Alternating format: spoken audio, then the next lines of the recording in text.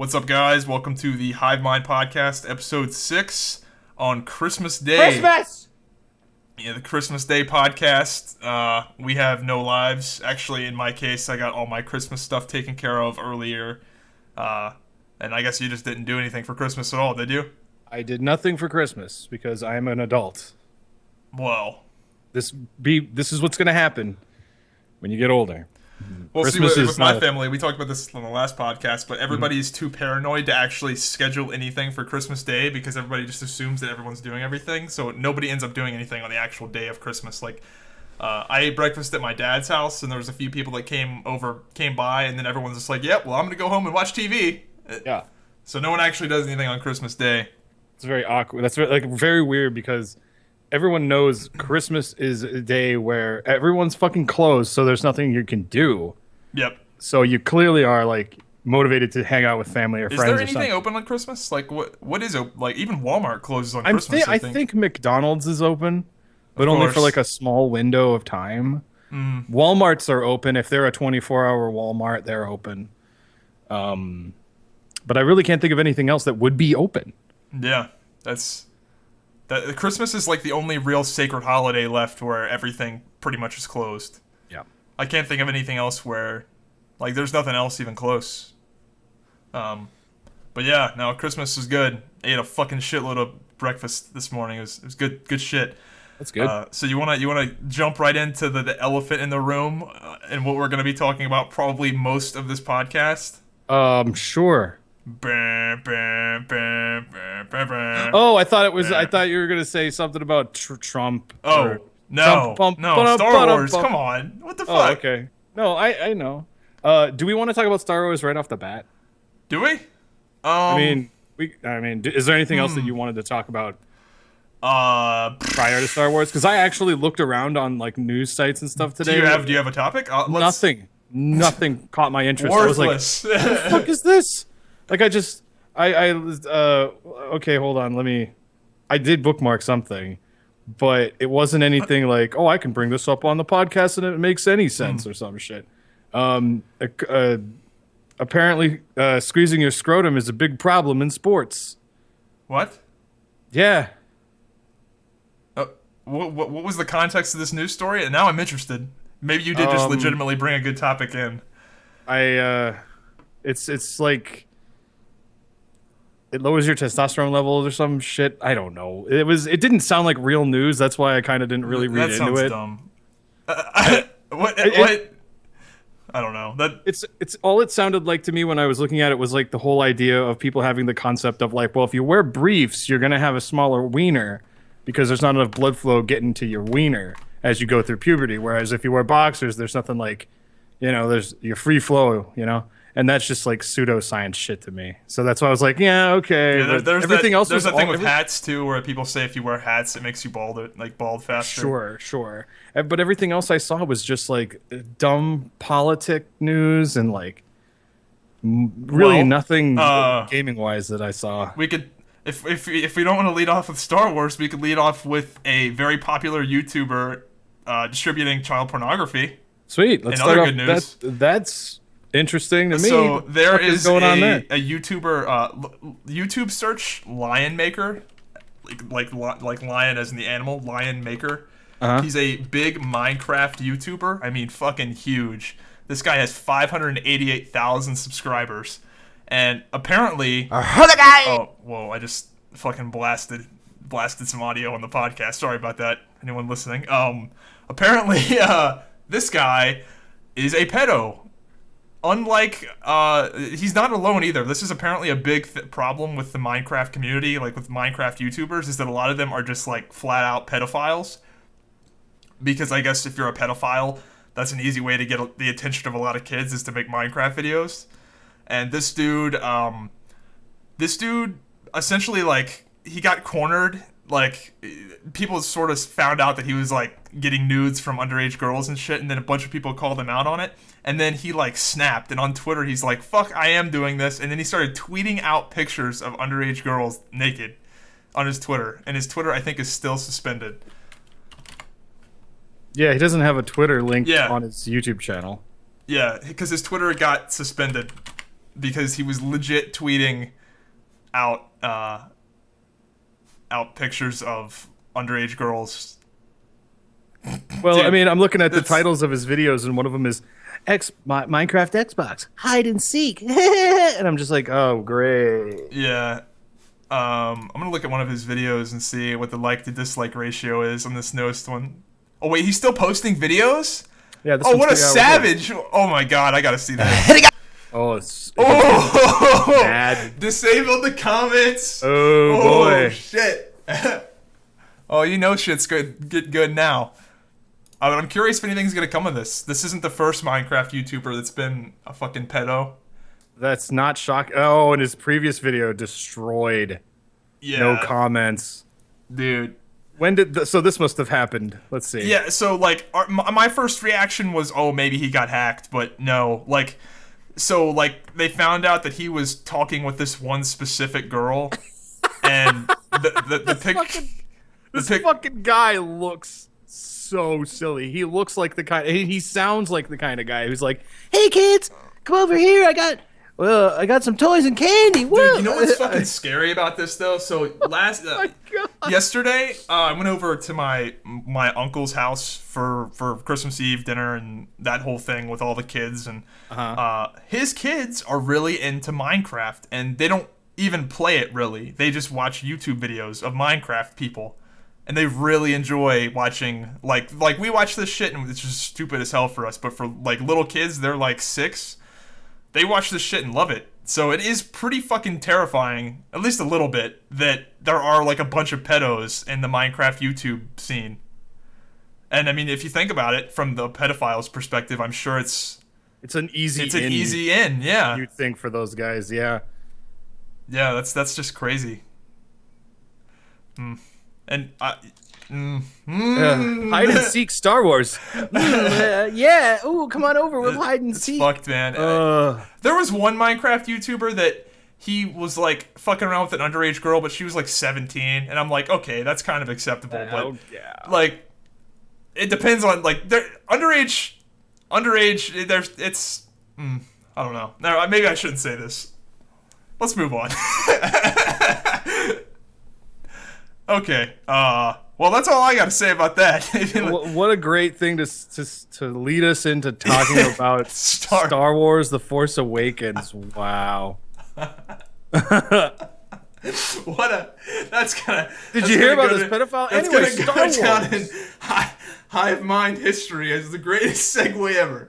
Well, about underage girls. Maybe I shouldn't say this anymore. Let's talk about Star Wars. Not even a. Well, maybe. It's just not even that. It's just a no. Absolutely no. I shouldn't talk about this. Now it's awkward. Okay, so Star Wars. Moving on to something that's very opposite that's of legal. child porn. Yeah, really. What'd you think? My safety answer before when I didn't want to spoil anything for people was. Quote unquote, they Star Wars the fuck out of this movie. It is a fucking Star Wars film. Yep. Like compared to watching like episode 1, where like I'm in the same boat as a majority of people. When I first saw episode 1, I was like, this is cool, Star Wars. But as the movies were made and like later on, it's just like, yeah, all the character development sucks, and like the character logic is all busted up into little pieces, and it just doesn't make any sense, and then they're not rewatchable, and we just wish none of it happened, and fuck Jar Jar Binks and all this shit. This movie definitely is aware of the self-destruction of those prequel films and just goes with everything that's safe, but people are saying it copies A New Hope too much. I say nay. Think so. No. Nay to you people. It doesn't copy it too much. It does it well enough. It reminds you of that movie, which is good. You should be reminded of. Yeah, because it's taking place after that fucking movie. Like, there's gonna be similarities. Like in the timeline, it's taking place after like directly after. Well, 30 years after or something, but not that much. Not. It's not like in a completely different age, like with the Old Republic, like with Star Wars: The Old Republic. That's like a completely different era of Star Wars, right? From the movies. Whereas the prequels are literally just 30 years prior to A New Hope, or 30, maybe 40 years, depending on just however old you think fucking Darth Vader is in A New Hope or whatever. But yeah, I really like this movie. And also, we have to make this completely obvious to people. If you are listening to this and you haven't seen the spoilers, film yet, we will spoil this fucking movie for you. So stop listening starting now. Yeah, good call on that. I was going to forget. Well, yeah, between you and us, we're like, yeah, of course we're going to talk about the movie. Yeah, I didn't even think about that. I didn't want to just bro into it. Like, I was getting ready to bro into it like real hard, but I'm going to go out on a limb and say this is one of my favorite. This Star Wars movie is one of my favorite movies of all time. I'm not a huge movie buff, but I've seen quite a few in my day, and I'm going to say it's one of my favorites. Did you see Mad Max? No, I haven't.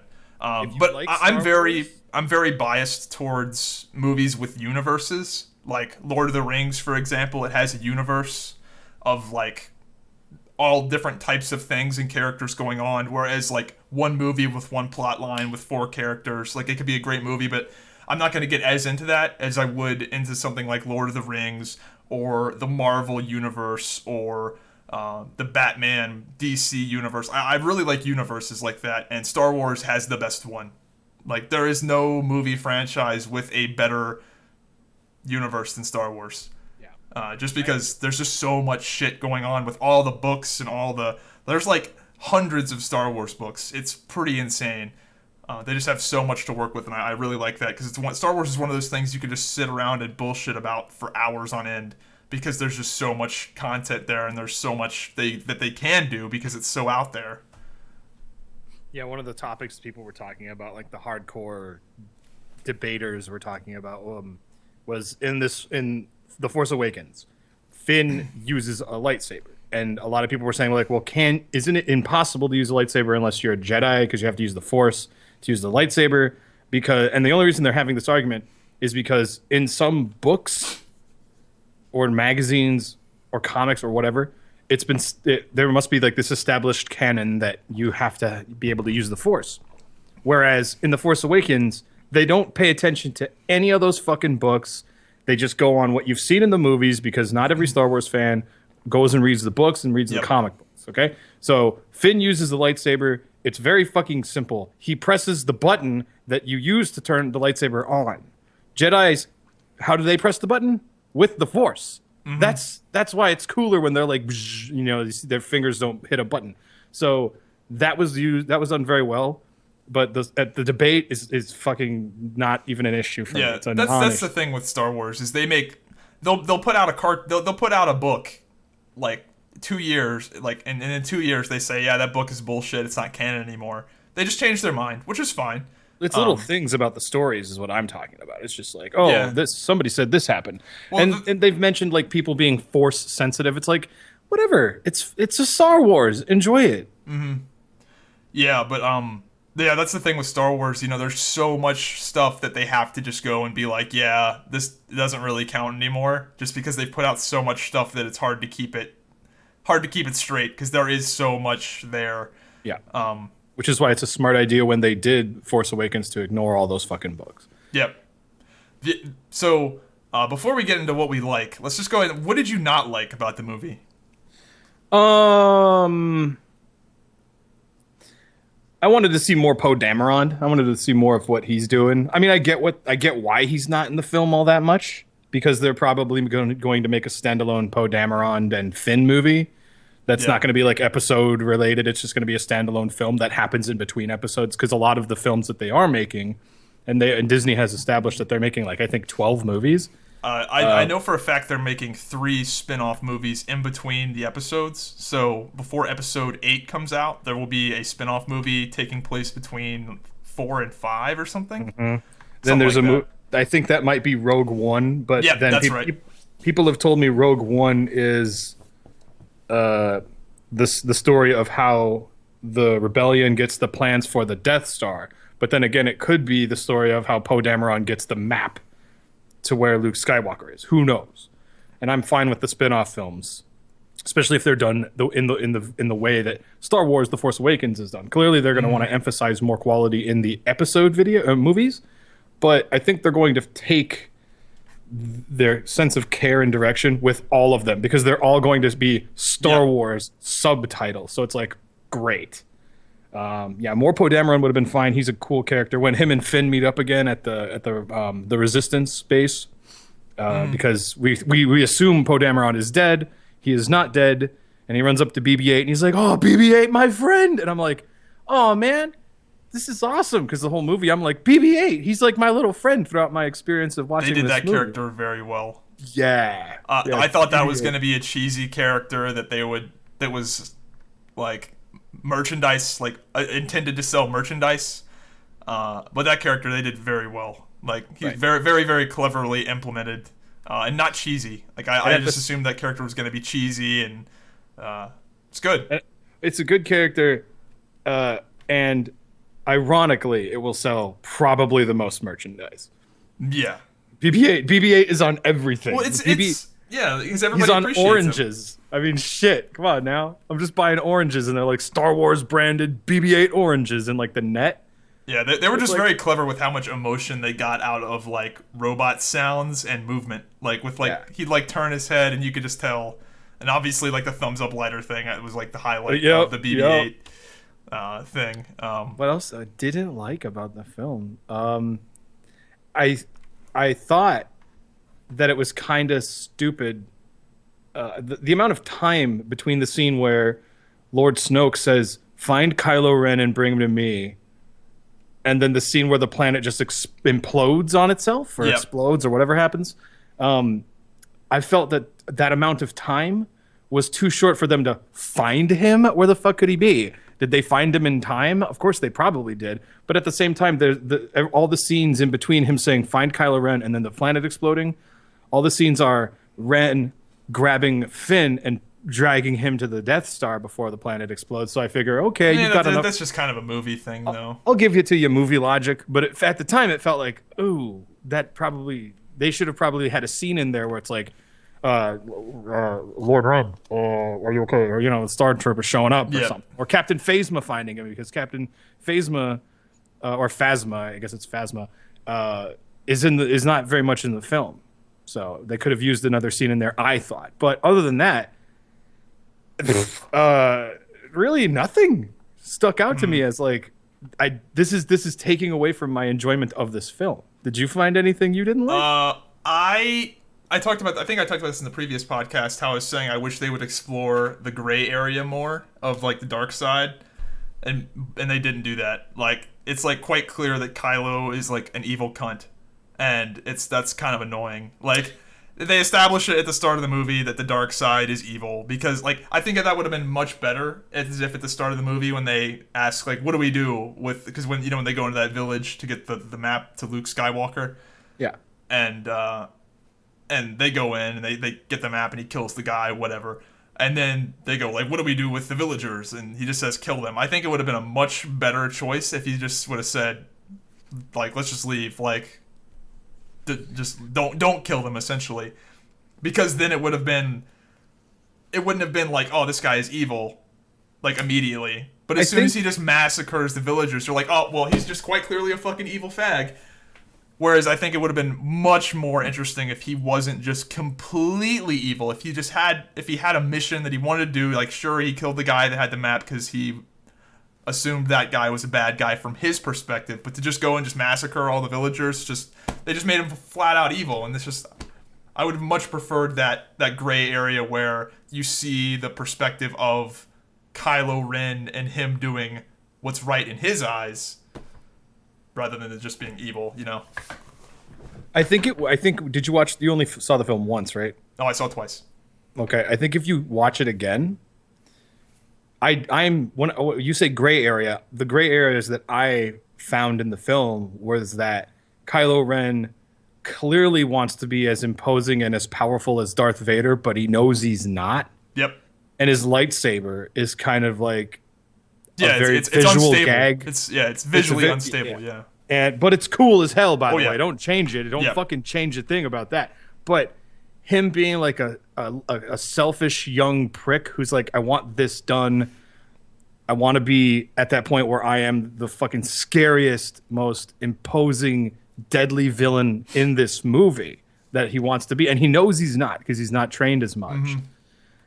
To where he has temper tantrums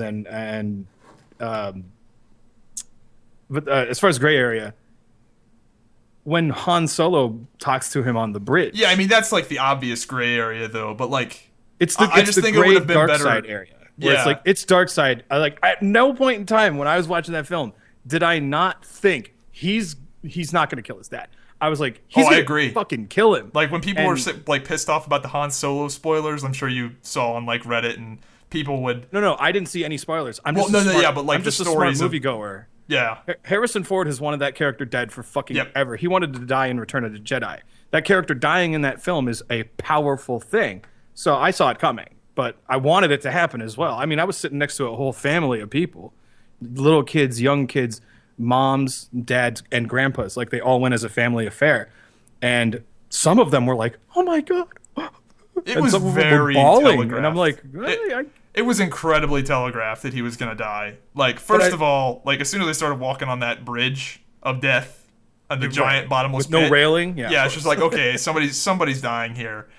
And then the lighting gave it away. Did you pay attention to the lighting? Yes, I where did. I it noticed had, that. I only saw the film one time. I think it had Kylo and Han in the light, and then it slowly transitioned to where Han was in the light and Kylo was in the dark, and then when it all went dark, it just ignited that shit. But you know what? I can appreciate the movie mumbo jumbo of I need your help to he says a line. He's like, I'm being torn apart inside, and I need your help, but I don't know if I can do it. He Obi-Wan that shit so Can hard. you help me do it? Yeah, and he Obi-Wan that shit. From a Han Solo perspective, he's like, of course I want to help you, and he's like, let me take the lightsaber away, and we'll go back home, go talk to your mom, and everything will be fine. But in Kylo Ren's mind, he's like, I want to kill you, Dad, but I don't know if I can do it. Oh, I think he knew. Help me. I'm pretty sure he knew what was gonna go down. Well, that's my thought on that's my theory. That's my interpretation based on the facial expression. Oh of no, the I actor agree. I agree as with it's what you're happening. saying about Kylo Ren saying he wants help, like killing him. But I think Han Solo knew he was gonna die, because he's not like a fucking retard, obviously.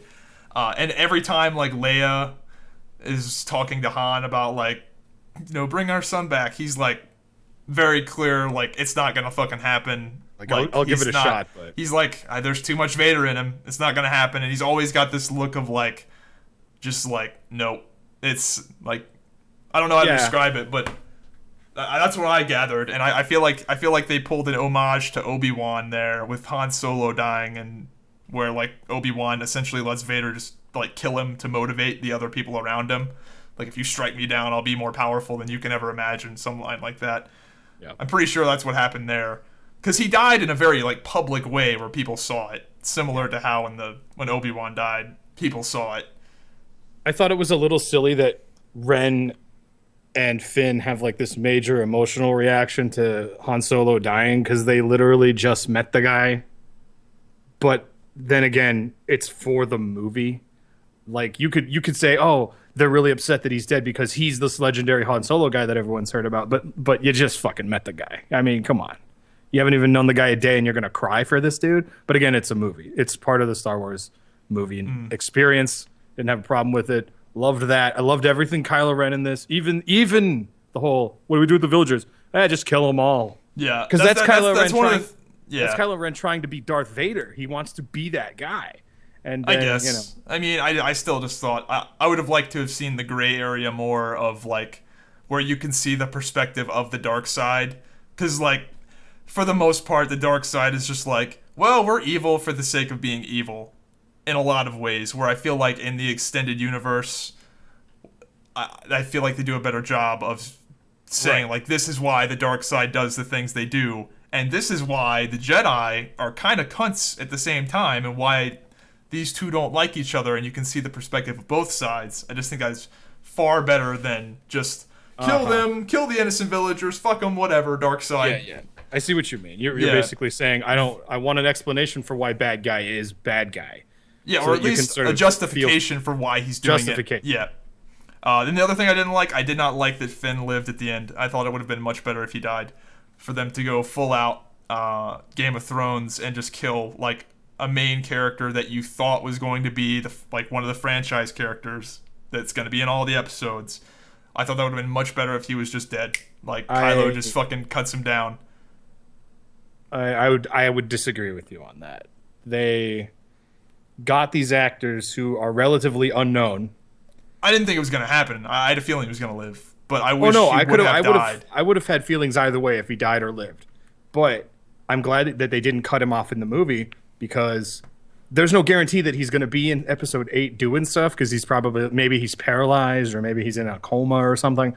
But I like the character. I genuinely fell in love with the character. Yep. That's why I think it would have been better. Want to see him go away. That's why I think it would have been better if he did go away. It would have been shocking. That would have been like, whoa. Yeah, it would have been shocking. The franchise character just got killed. It would have had shock value. Mm. But would that motivate any of the people that he met? I mean, really, these people only have known each other for like a couple of days. Yeah, you know? One of the things Game of Thrones, that guy's scene, like the fucking king of the northern part of he's influences so many people. Well, I haven't watched Game of Thrones, but Game of Thrones is just like popular. Oh, so you were making a reference to you haven't even seen it. Oh, well, okay, I just know that Game of Thrones will just kill a character that everyone loves. Just fuck that. Fuck your opinion. Then you have to see that shit, man. There's like him getting killed makes sense. I've seen parts of Game of Thrones. Like I've seen the Red Wedding, where it's just like, holy shit, they just stabbed that woman in the fucking belly. You got to see the Purple Wedding too. That's another. Is that the one where spoiler alert, Tyrion dies?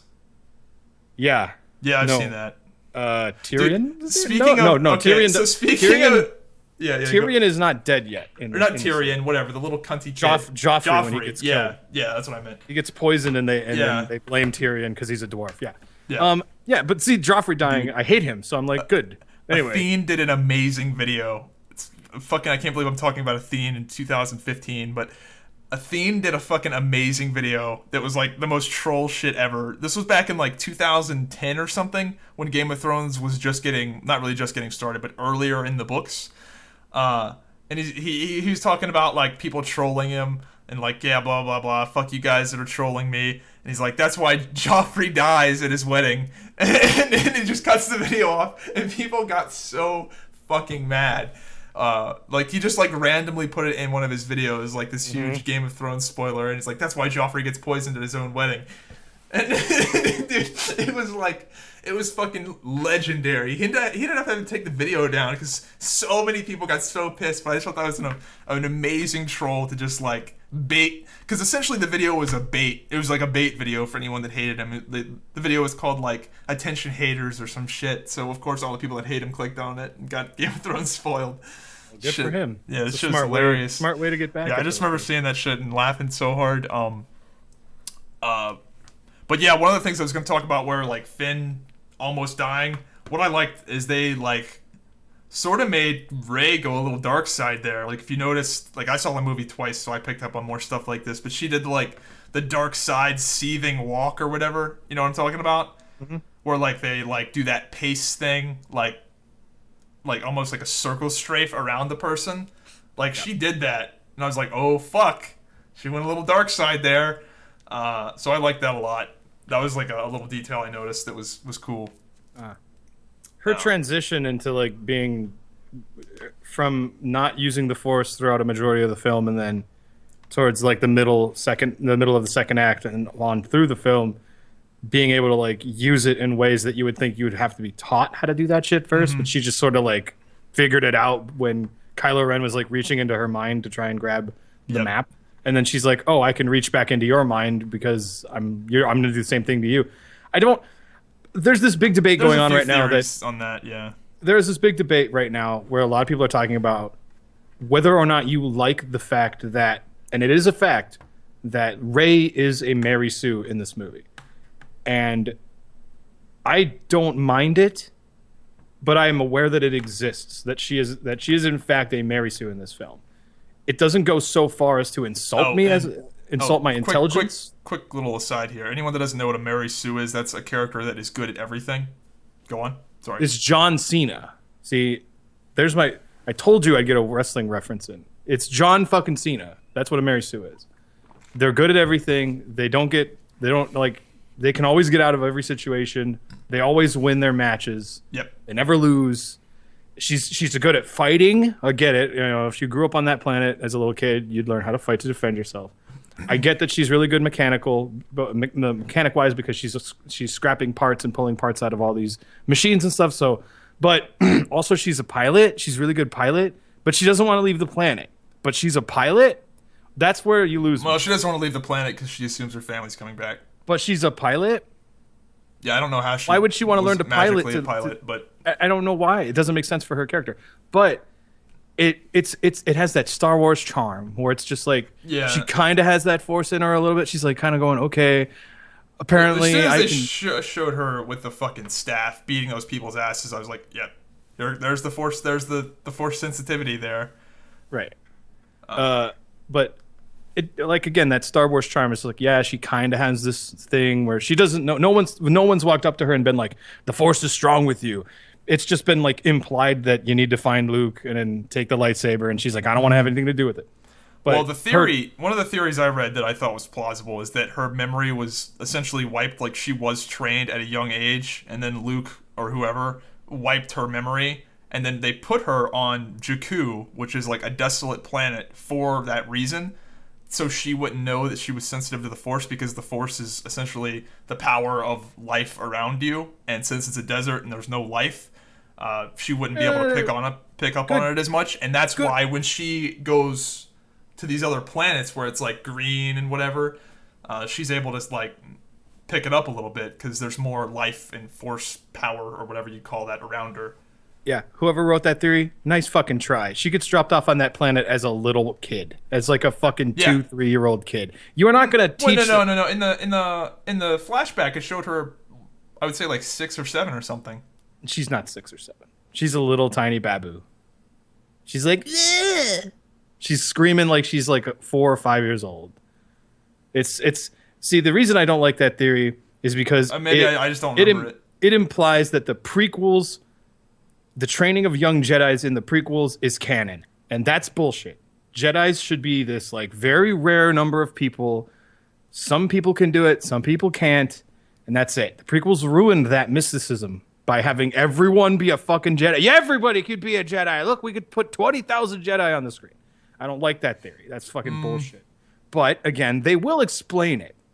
I don't think the prequels ruined that. The prequels took place in the era where the Jedi were on top, like when the Jedi were like ruling the fucking galaxy. The argument isn't that it took place at the time it took place. The argument is that George Lucas decided that there should be a billion Jedi in the fucking movie, and I'm sure that was the thing. But there's really not that many. The more Jedi we have in the film, the more toys we can make about different individual Jedi. No, that was definitely a thing for sure. That was stupid. So anyway, but the flashback, her past will be explained. Who her parents are, that shit. I'm looking forward to because it was done very well in this film. Theories aside, that's why I didn't get caught up in that whole Jar Jar Binks thing. Because of course they weren't going to do that. The prequels are dumb. Anybody taking that Jar Jar Binks theory seriously? I don't think anyone's taking it seriously. I get it as a joke. I get it as a fucking joke. I'm not kidding, Zybak. There were real people saying this could be the end game of the next 3 movies. They were serious. I don't know, man. I don't know. It's clearly not. It's supposed to be a joke, but there were people who were like, "This is excuse me, whoa, the Force. This is." Real, and I'm just that whole like Darth Jar Jar Binks thing just goes to show you that you can twist anything to make it seem like it's gonna be legit. It's a parody of how the prequels failed, and I get it as a joke. Yeah, but, I just thought it was interesting that like if you read that theory, like there is a lot of stuff backing it up that it could be possible, but that's just one of those things where people like will read the Bible and say like, oh look at here, it tells you how you should kill your kids. And they read off they just twist it around in a way to where it works to their agenda. I just thought thinking that the Jar Jar Binks theory is actually going to be canon within the Star Wars universe is like getting into a car and going as fast as you fucking can and putting a brick on the gas pedal and then jumping into the passenger seat and going, I'm just going with it. It's like, yeah. Then you're gonna die. I thought it was clever for sure, though. It was very clever, but yeah. But I did like that, like I said, going back to my point, the Star Wars charm of her kind of knowing the Force and kind of like not really knowing that it's called the Force, and then thinking like, because she just thought up like, because there was no instance of her like actually seeing somebody go, these are not the droids you're looking for. Nothing. She just kind of came up with it on her own. That's why I feel like her memory was wiped. Like Sure. Because if you think about it, as soon as she touches that fucking lightsaber, like, as soon as she touches something that's associated with the Force, all this shit comes flooding back into her mind. Like, that's a real foreshadowing that she had some previous training. Or, in my opinion, there doesn't have to be training involved. Or it could be like Luke, where he just has a lot of the Force within him because his dad was very powerful with the Force. So I would rather prescribe to the idea that she's related to somebody who has very, very high levels of Force. Maybe Luke, who knows? Everyone says it's Luke, whatever. If it is, that's great. If it's not, it's whatever. I want to see the story. But, again, Star Wars charm, where she just thinks up like, oh, I'm going to make this guy close the door. And I loved it. There were a lot of cameos in this film, They got the too. James Bond guy to play the stormtrooper that gets mind controlled. Yeah, and I saw a list of it, like, cameos you might not have seen, and a lot of them were like, I don't know that person. It's because everybody wants to be in Star Wars. Shit. Right, but there were, like, Asian actors from China or something, and they were, like, big people in their country, Asian and actors, I'm like, yeah. I would have recognized them if I knew who they were. Like, if John Cena were somehow in this fucking movie, I'd be like, that's John Cena, what the fuck? Yeah, he's got, like, wristbands, he's, like, really brightly colored alien guy, but yeah, I liked that, and then Drop Your Weapon, I liked it all. Yeah, it was really good. I am curious to see what they're gonna do with, like, Kylo, if they're gonna go like Revan on him, where he's gonna be like dark side, then go back light, or how that is. I like him as a villain though. Speaking of killing somebody off in a movie that you just got introduced to, let's bring up Darth Maul. Guy just fucking dies in episode 1. He didn't die in episode 1. He didn't get cut in half. He got cut in half, but he fucking lived. How did he live? I swear to God, he's not in any of the other movies. He's in the extended universe. No, that doesn't count. He's fucking. I don't know. I think he's in. No, I think he's in the one that does count. It's in the most recent like Disney animated series. I think that's still canon. I don't know. I don't care about the cartoons. None of that is damn canon. it! Just shut your phone off. You're doing a podcast. What the fuck is wrong with you? He dies in the first movie. Now look at Kylo Ren, and he has a funky, weird lightsaber that no one's ever seen before. Mm-hmm. Darth Maul's lightsaber, no one had ever seen that before. Double-sided lightsaber. Kylo Ren is an example of a character that has a gimmick that doesn't define his character isn't defined by just his gimmick. Whereas Darth Maul doesn't speak all that much. He says like 1 or 2 lines throughout the film. But he's defined by his gimmick, not his personality or his character. And I liked that because when people were saying, as soon as they saw that lightsaber with like the hilt, the saber staff, the saber, whatever, the saber cross, people were saying, oh, this is just gonna be another throwaway character. Oh, you're talking about Kylo, the crossguard. The crossguard. They're like, it's gonna be another throwaway guy. It's a gimmick lightsaber. The character's gonna have no personality, and he's obsessed with fucking Darth Vader, or he's a worshiper of Darth Vader or something. And you know what? That didn't happen because it's a well-written, well-performed character in a good Star Wars film. Yeah. I wonder how much they're going to Vaderize him, though. Because if you noticed, his face got, like, real fucked up. Yeah. Well, like, real fucked up. For the second time I saw the movie, I didn't realize how fucked up his face got. But he's got, like, a gash across his entire face. Yeah. I don't mind how much they Vaderize him. Because the character wants to be Darth Vader. I've got a theory with... He doesn't need to wear a mask. Because Darth Vader, we all know, had to use the mask to stay alive and had like a whole thing where he's like partially, mostly robot. He doesn't have to. He just wears that mask to intimidate people. And I like that about this guy. He's like, I want to fucking... And he's not overly Darth Vader, you know what I mean? His getup is like very standard. He's not wearing like a long cloak or not a cloak, but like he doesn't have like a long cape and he doesn't have like beep boop lights and shit on his chest like some kind of asshole. He's just a guy who wants to be as mean and badass as possible, and he's trying to get to that point where he's recognized and feared. Yeah. And I think part of the reason he wears the mask is because he's like real insecure. Like when he takes off the mask, he's like all like unsure of himself and shit, and people can see it. Whereas when he's wearing the mask, they can't. It's all about, it's like a cosplay thing. He's vicariously flowing with Darth Vader when he's got the mask on. The way he talks, the way his voice has changed. I love all of that. That's awesome. The fact that he's a normal dude when he takes the mask off is fine too. because it exposes those flaws and things of that nature, which kind of, now when he takes the mask off in the next movie, he's going to have a humongous scar, and he's probably going to be trained, he'll probably get his advanced training from Snoke. He'll get that certificate, and he'll be able to finally drive. People are saying that the only reason Rey beat him in that lightsaber duel is because he was using all of his force power to keep his hair in place when he was fighting. Talk. What a fabulous fucking hairstyle. Oh, I'd love to look like that, man. Eric Driver, I think is his name. Yeah, I think he's great. Yeah, the dude did a good job, man.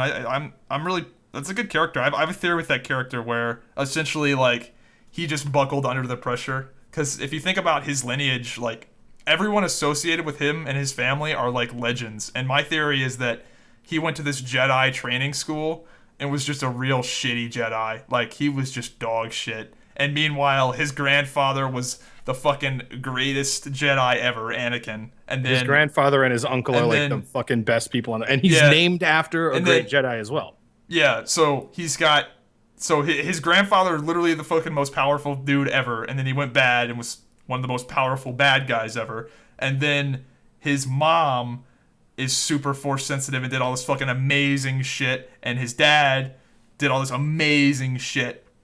And then my theory is that he went to this Jedi school where he fucking sucks ass, and he got lured into the dark side because it was a quicker way to power, essentially. And he's just buckling under the pressure of trying to be a badass like all of his other people in his family when he was just a little nobody that sucked. This is very much a growing pains sort of character arc for that character, for Kylo Ren. But he was trained by Luke, and Luke probably was like, well, I'm not ready to train you on this like more advanced shit, so he probably got upset, and that's my teenagers theory. That's my theory is that he just was it's not a good theory. I like that where he's like he just wasn't very good. Like he's just not like this legend that all of the people around him are, or that people expect him to be. Yeah because if you think about it, like he really is like like everyone associated with him is like a fucking beast. And he's not, clearly. Can I tell you something that I really like about Kylo Ren, though? Sure. Even though after seeing the film, circle jerking the fuck out of this movie. Even though after everyone has seen this film, anyone can expound upon how Kylo Ren is like trying really hard to be Darth Vader and failing. He's not making the proper steps forward in his progression, and he's really angry and angsty about that. This is what I like about him. People fear him. Because he can use the Force, people fear this fucking guy, and that's what I like about him. He is pretty fucking scary. That dude, he's delivering that bad news to him, and he's like, and he's like beats the shit out of his like console, and he just turns and goes, anything else? And the guy's like, yeah, and blah blah blah. I forgot what the news is. Yeah, he said like, and it was a girl, and he's like, and force grips and then he just fucking force chokes him, pulls him in, and chokes him, and I'm like, yeah, you are Darth Vadering the fuck out of this. Keep going, man. But then like, there's the scene where he's like, what girl? And then he goes back to where Rey is supposed to be in her prison section or whatever. And he goes back and she's not there. And he's like, and you can hear that sort of like he's really upset about it. He's not mad, but he's like, it's like that, God damn it, things aren't going my fucking way. Yeah, that's how he's acting. And then, well, they're both tantrums. Yeah. But then that he's doing that, and then the stormtroopers are like coming around the corner, and the one guy's like, no, bro, turn around. Yeah, that was the one thing about The Force Awakens. It was very funny, and it wasn't like overly like it was just the right amount of funny. It wasn't like Jar Jar has to step in a pile of poopy to make you laugh. Gonna eat shit. Yeah, it was done very well. The comedy bits, I like the Poe Dameron one where Kylo Ren's got him. He's locked up. In that thing, he's like, okay, or no, it's not. Do I talk first? Do I talk first? Who talks first? You talk first, because it's really hard to start the dialogue because you're wearing a mask. I can't. And then he's just like, "Where's the map?" And I'm like, "Yeah, this is great." Or like when Poe and Finn, when Finn breaks him out. How about that X-wing scene where like where Chewie and Han and black dude Finn get captured, and they're getting ready to get captured, and the stormtroopers have them surrounded, and then the X-wings come in. That was a fucking kick-ass scene where you see the dog fighting. That shit was on point. The movie needed the dog fighting. It was awesome. Yeah, I loved Finn's little one-liner where he's like, "Woo, that must be a really good pilot, that guy." Yeah, and he thinks Poe is dead. So I'm like, yeah. And then the whole like back and forth between Chewbacca and Han about he's like, let me use your gun. His cross, I forget what it's called. Yeah, a lot of people didn't realize that. Like all the people saying like, "Oh, well, how come Kylo didn't just fucking shit on those people?" Meanwhile, he got shot by a gun they referenced to be incredibly powerful, like directly. Mm-hmm. They referenced that shit like 3 times. But I like that. I like that whole like I like this gun. Yep. It's the whole movie, the whole 4, 5, and 6, right? Chewie's always using his crossbow laser gun. Han's always got his pistol that he shot Greedo first with. And fucking Han Solo shoots a guy without even looking at him in this movie. That's fucking awesome. And then he just goes, he's like, let me borrow that. Bang, shoots it. And he's like, whoa, holy fuck. And he's realizing his acting is like, you've been carrying this around the whole fucking time, Chewie, you son of a bitch. You know, that's why he always wants to use it. But yeah, that's true too. The Kylo Ren getting shot like in the fucking like right below his liver in these fights. Well, where, like, and that's the thing is that they referenced how powerful that gun was like 4 times. Like 2 times being like very obvious with him saying, "I like this thing," and "Wow, this thing is very powerful," or some shit like that. And then another time where Chewie, like, you know, where the elevator door opens up and Chewie just fucking blasts that dude and he just goes flying. Yeah, I was just like, about people to say seem that. to forget that dude got shot with that thing directly, and then he went and fought those 2 people. Yeah, and I love the character motivation of him, like suck it up, damn it, you're Darth Vader's grandson. He's punching himself in his wound to be like, you know, fucking the eventually dark the side pain will go channeling away. thing. Yeah, and I liked that.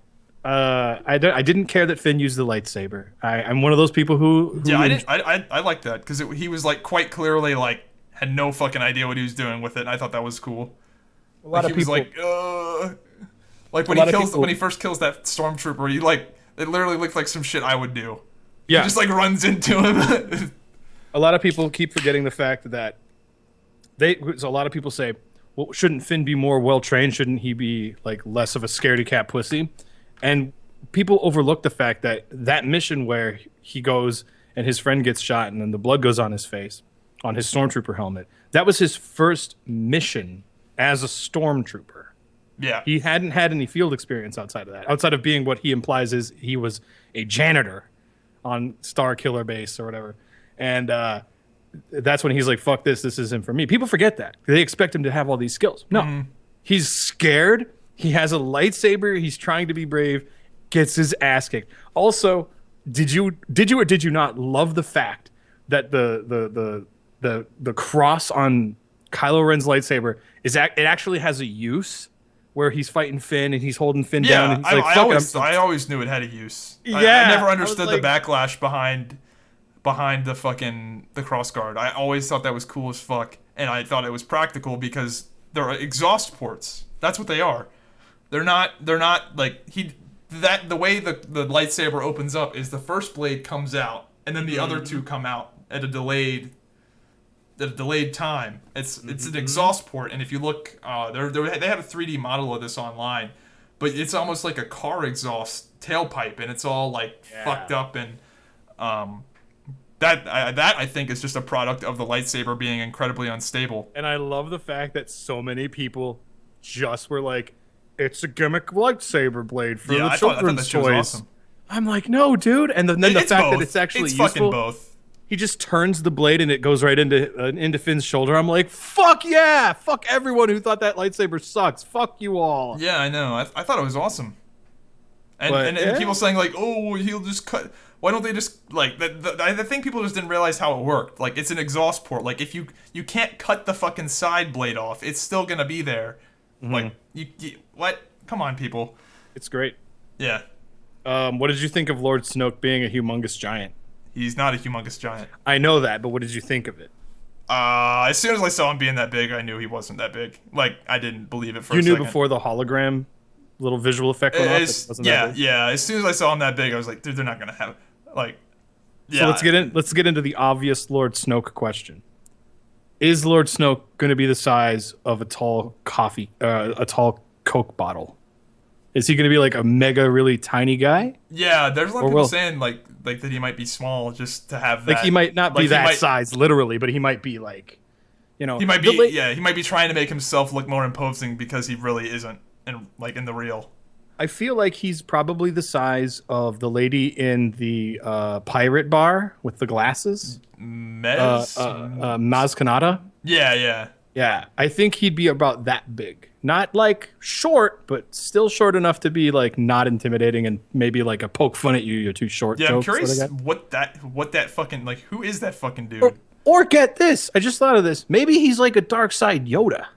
Not like the same race or anything, but he's just. People were saying that he was that other Palpatine's Palpatine's. Yeah, Darth Plagueis is dead. You faggots. Shut the fuck up. Oh, it's Darth Plagueis. Well, no. But like his noteworthy trait was that he was so strong on the dark side that he could cheat death or something like that. Like he couldn't. They're not gonna pull anything from the prequels and put it in this movie. That is not. You know, they can pull the good shit though.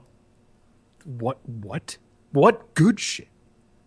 They didn't completely disregard every. They wrote a line in this film that translates to the audience. By the way, we're not using anything from the prequels in these movies.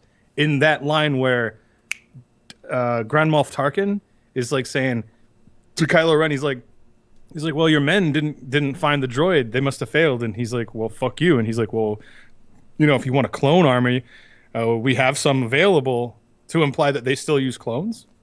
Like Grand Moff Tarkin uses them, but he's like, no, my men are well trained. I won't be using clones. And I'm like, fuck yeah, movie.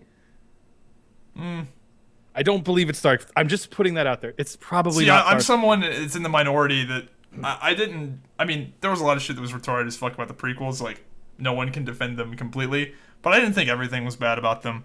Granted, if it were Darth Plagueis based on what you said, that he can cheat death or something, then that wouldn't kill the experience for me if that were the case. But I really don't think that they want to go there as far as a production company. I don't think Disney wants to do anything. Yeah, I don't know what I didn't. I'm not saying that's a guarantee. I'm just saying it could be a thing. I'm just curious where this dude came from because he seems like he's an older, wiser person in a situation where there's not that many Force sensitive people. Yeah, he might have been a Darth Plagueis. I almost said prostitute. That's quite the twist. There was a theory that Rey was Luke and Leia's incest baby. Yeah. Yeah, that's a Freudian slip by a bunch of people. They'll say that. No, he might have been Darth Plagueis' pupil or something. Because I can't imagine Darth Plagueis only having just one guy that got so successful, you know, to be the Emperor Palpatine. You know, I'm sure there were other people under his tutelage. Rule. What? The rule of the Sith, where it's like there can only be one. You can one only have that's one like, Sith Lord at a time. Yeah, no, that's actually like a code in the Sith where you can only have one apprentice. Like, oh, really? Yeah, they call it the rule. It's either the rule of two or maybe it's called there can only be one. Fuck. Essentially, you can only have one. There can only be one master and one apprentice, and then the apprentice kills the master and then gets a new apprentice, and that's the way the Sith gets stronger and stronger. Yeah, that's why Darth Maul is dead. Okay, he's fucking dead. Well, what they did in the Palpatine has to take on a new apprentice. Darth Maul is dead. Fuck everyone. It's Anakin Skywalker, the new Darth apprentice. Yeah, well. No, whatever. Anyway, in the cartoon, the way they bring back Darth Maul is they give him robot legs. Not even joking. Oh, sure. Did they give him like 6 arms too? No, they give him robot legs though. Okay, and it's interesting. General Grievous is an interesting character until they gave him like fucking 4 arms and turned him into like this cyborg living monster. Ugh. Yeah. Spinny wrist hands and it's like... I did think that scene was cool as fuck, though, where he's fighting Obi-Wan with this goddamn spinning... In retrospect, it's kind of stupid, but yeah, it was like he collects lightsabers as his like trophies. Yeah, it's fine. I don't hate everything about the prequels. Episode 1, It's real hard to not hate almost everything about that movie. But there were some cool moments, for sure. What? Like, how did you feel, speaking of prequels... of the content in the prequels, how did you feel when they blew up Coruscant in The Force Awakens? Was that what that was? That's what that planet was? How could it not have been? The imagery of that planet that got destroyed, where it's like, oh my god, with the tall buildings and the cars flying in the sky for that little brief. See, I didn't look into it just because I didn't know where it was, but that's the only thing I could have thought of, because Coruscant is it's such a prominent stage in the prequels, to where that's where the Senate is and the Republic, and it's what if we blow up the planet the Senate's on? Actually, I don't think that's what it is.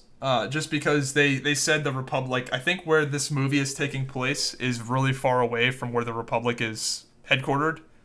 Yeah. Which is why the Republic is using the fuck is the Resistance as a way to fight a proxy war. And they talk about that, how how the Republic are being cowards and stuff like that, and that. But is it not outside of reason to think that Starkiller Base can shoot a laser beam made out of an entire sun many light years away from where it is and snipe kill planets? That is how maybe, I felt about that. But the people on the other planet were looking up at it, so it couldn't have been that far away for them to visually see the planets getting fucking blown up. It couldn't have been. It was the beam far. coming at their planet that they saw. That was about to no, but they looked up. I thought I remember them seeing at the Maz Katana place or whatever. Maz Kanata sees the. But they look up, and I think they see the beam going across the sky and then hitting into that planet. They don't see it up close, obviously, but they see it. They see it him impacting the planet. Granted, it hits 5 planets. Yeah, I don't know. I doubt it. I just love the idea that it kind of looks like Coruscant, and it's sort of a. I think there's probably a lot of places that look like that, though, considering Star Wars is a universe that has billions of people in it and lots of futuristic Sure, I shit. mean, if you want to go by the logic of that, I go by movie logic, where it's just yeah. But anyway, there's no way to confirm it. They would have made a bigger deal if it was the home of the Republic. Well, yeah, it's kind of this is kind of where you're coming from on it. It's I want it to be Coruscant but no one's ever going to say. It's kind of like how C-3PO has a red arm, and people have said, oh, he has a red arm because J.J. Abrams and Kojima, they're good buddies, and it's a reference to Metal Gear Solid 5. Didn't he lose his arm in one of the movies? What? I thought he lost his arm in one of the prequels or some shit. I don't know. I don't know either. It's not the fact that it's not about how it's not that he lost his arm. It's that he has a red arm. Oh, I don't know. I don't know anything about C-3PO. That character doesn't interest me at all. Well, I'm just bringing up. That's all I mean. He has a red arm. Why does he have a red arm? Why? Well, maybe it's because him and Kojima are buddies, and that's an homage to Metal Gear Solid 5. Or maybe that's not Coruscant, and I just want it to be. I think if it was Coruscant, they would have made a bigger deal out of it. That was such a minor part of the movie, that planet blowing up. In terms of how much they showed, it was maybe 15 seconds or of people looking into the sky going and then that's it. Again, I'm just pointing out, none of it's confirmed or denied, but it's there. And if I hear that it's because of Metal Gear Solid 5 that he has a red arm, cool. If that happens to be Coruscant, they go, yeah, that was Coruscant, or a neighboring planet that has Coruscant's sort of civilian structure, cool. Yeah. But that's another part about this movie that I really like. There's shit in it where you're like, oh, whoa, could that be this? People saying, have you heard that people think that Finn is Lando Calrissian's kid? What? I just because he's fucking black, I guess? Yeah, just because he's black. Because they gotta bring Lando into the movie. Is the actor alive? Maybe. If he is, you gotta get his ass in this trilogy somehow, right? Yeah. I don't think that's real, but whatever. I don't know. I'm definitely looking forward to some more Star Wars. I'm glad it's back. I actually went pretty fucking ham on some new Star Wars posters. If anybody wants to see them, you can look at my Reddit account. I'm Zybak on Reddit, and you'll see a post I made on the Star Wars subreddit. I went pretty ham with some new posters that are Star Wars oriented. They're pretty nice. It gives me a chuckle when I look at Star Wars merchandise, not just the toys, because the toys are fucking normal. Toys and posters you're obviously going to see a lot of. Yep. But then when I see shit, and when I say toys and posters, those are going to be collectible. People are going to collect them because of Star Wars. But when I see fucking shit like the giant Darth Vader Pez dispenser, I look at that and I go, who is someone going to actually think that's going to be valuable in 20, 30 years? I don't remember where I read it, but I heard that Star Wars makes many times more money on the merchandise than they do on the actual movies. Of course they do. They expect the amount of money that they make from just the movie worldwide to gross over $15 billion. Just this one movie? Just that movie. Yes. Holy fuck. Because $1.5 billion was put into, and when I say 1.5 billion, I don't mean the budget of the film is 1.5 million. I mean, but everything. Look at everything that has all that stuff. look at everything that has fucking Star Wars on it. Almost everything, and you have to spend money to make that happen. Yeah, so they're gonna make their money back tenfold. This is a cool poster of Boba Fett, by the way. Yeah, those are the posters I got. Oh, is this all one thing? Oh, I see. Yeah, I actually ordered some more. That second one's badass. Yeah. That third one's great. That I just hope they do more with Captain Phasma. Mm. And then that anti-lightsaber weapon, that shocked me when I first saw that. I was like, "What?" Yeah, I think that's kind of cheesy though, just because a real Force wielder would absolutely shit on a non-Force user. Like it would be so like unfair. Oh yeah, because they would just like throw the lightsaber and have it spin around and kill them. They would just fuck them up with the Force. Like, but I thought it was the only reason that like Force sensitive duels aren't cheesy as fuck is because they put like a Force shield around themselves. Otherwise, they'd be cutting off each other's lightsabers and shit. Which is why I think it's fucking dumb that Finn didn't die. Finn should have fucking died in my opinion. Zybak wants Finn dead. That's really just. It's because he's black, obviously. I'm racist. Sad. No, I just think it's dumb. I think it would have been. I think it just would have been much better if he died because he would have been like, "Oh fuck, holy shit, they just killed that character." Homeboy died. Wow. Yeah, that combat weapon, because I had heard there was like an anti lightsaber sort of weapon in the movie, and so you say cheesy. What I was thinking that would have been super cheesy was that it's just like a remote control that like shuts them off. Like or EMP. Something like that, you know? Yeah, like some kind of EMP-ish kind of thing, like something lazy. But no, the Stormtrooper has to straight up fight you, and you have a lightsaber? It kind of makes me wonder why they developed that weapon, considering, like, people don't even know what the fuck a lightsaber is. Like, why did they even develop a Stormtrooper melee weapon? Because Kylo Ren. And just in case Jedi show up, Kylo Ren. I guess I guess Kylo Ren's whole division is dedicated to finding the Jedi, Luke. So I guess that makes sense a little bit. Whatever. I'll let it pass. I just thought that it being something that I wasn't aware that was going to happen, and it having I saw that they teased that in the marketing material for the movie. Like, so if you were paying a lot of attention to the trailers, you would have seen that already. So it didn't surprise me because I saw it previously. But yeah, Star Wars, good shit. It's a good movie. I don't have anything else I want to say about it, I don't think. The only shame is that the next film is not going to be a sequel to this film. But wait, what? Because I really want. Yeah, you don't know that the next Star Wars film. is I thought you meant Episode 8 wasn't going to be a sequel. Oh no. I was like, what? No. I want to see Episode 8 before I see anything. But they're going to. Yeah, the spinoffs. They're going to milk money out of me and go, hey man, what about this Rogue One film? You want to see that? I'm like, it's fine. And I have faith. I have faith now that moving forward, Star Wars films that are being handled by Disney will be as successful and fun, and they Star Wars the fuck out of it, like in this one. It was very. I went, and everyone knows I hate when people talk during the movie. I didn't mind it because people were like shocked when like Leia would show up or when Han shows up. Did you see it? When did you see it? I saw it the day it came out. Did you see it like the first showing? Did you see it like at 7? I saw it the last showing of Thursday. Okay, so you saw it with probably a bunch of people that were like big. Were there like a bunch of people dressed up and stuff? No, it was, in my opinion, a bunch of people who saved themselves from being spoiled of anything, because these people, I swear to God, they gasped like they weren't expecting Han Solo, Leia, or even Luke to be in this fucking movie. Which, by the way, Mark Hamill. Easiest money that guy has ever made. I wonder how much he got paid for that. Like, I want to know too. That's some like fucking, where like when Floyd Mayweather and Manny Pacquiao fought, and they were like breaking down how much money they made per second in the ring. That's some like fucking Mark Hamill's on that level. of like how much he got paid for how much. He needs to be in the movie to satisfy Star Wars fans, even though he's in the movie and does absolutely nothing. But he's Luke fucking Skywalker, and throughout the whole movie is the premise is we got to find Luke.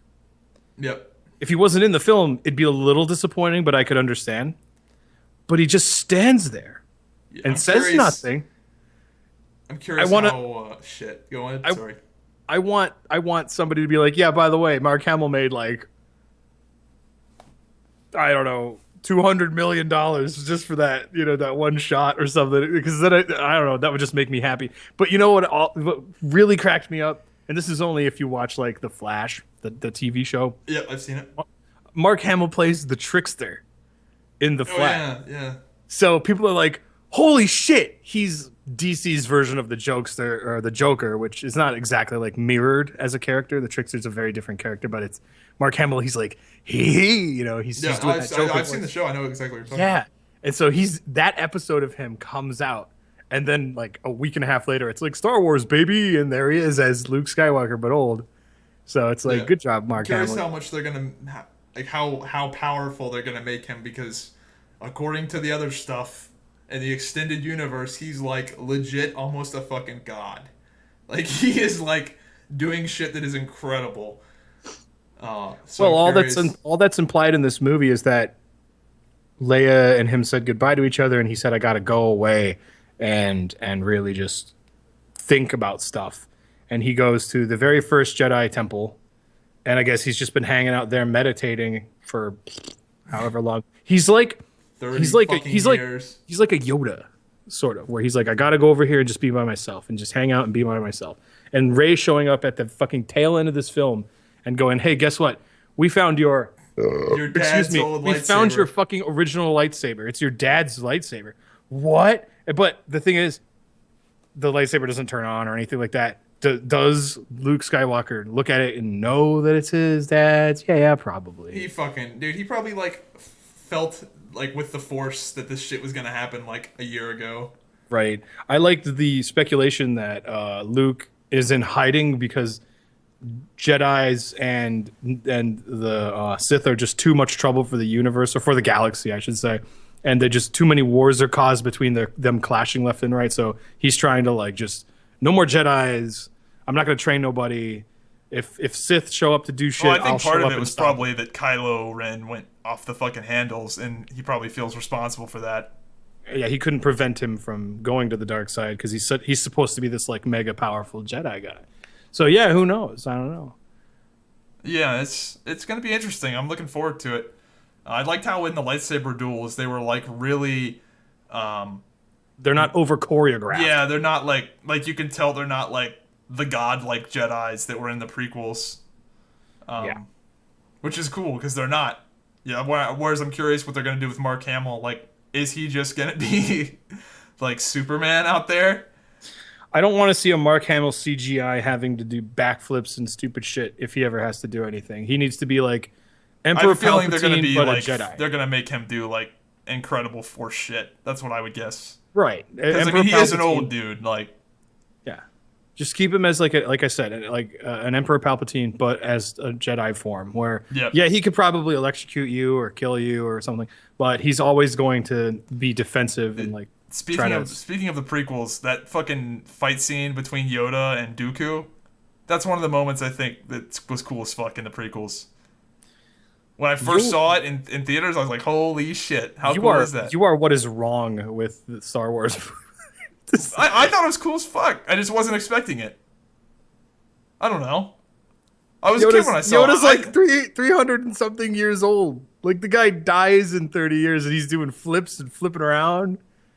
I'll give you this. I did like it when Dooku or something happens and like rocks fall from the sky or from the ceiling and they're about to crush like Anakin or someone, and Yoda's just like whom and just pushes him away because he's like haha, because that's fucking Yoda. Beast. I expect Yoda to do that.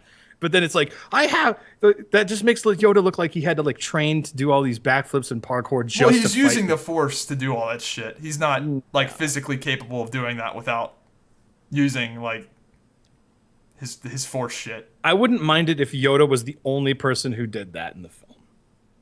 but every I thought lightsaber, it was cool. I don't know. every lightsaber fight looked like a video game in the prequels, and I was like, okay. Well, see, I can dismiss it just because that was like the age of the Jedi and the Sith, where there was so much emphasis on being really good with a lightsaber, because like that was just the time period. There was like more Jedi and they were more relevant. And I'm sure that's what George Lucas was thinking too when he wrote the fucking prequels in 2 weeks. Because that's a fact too. I don't mind it. I don't mind it. I don't mind the Jedi in that period being like really crazy good, because that's essentially what they were, like the Jedi and the Sith, because they are like superhumans essentially. They see shit in slow motion. That's why they're really good pilots and stuff. How cool was it when Kylo Ren stopped a laser bullet with the Force and didn't have to do a backflip and do anything crazy? That I liked in The Force Awakens. Yeah, that was cool. Yes. Yeah. I'm curious. Speaking of seeing things in slow-mo, I was just like, ha! He stopped a bullet. And then he's like, and he's not holding his hand out to keep it there. He's just like doing it. Yeah.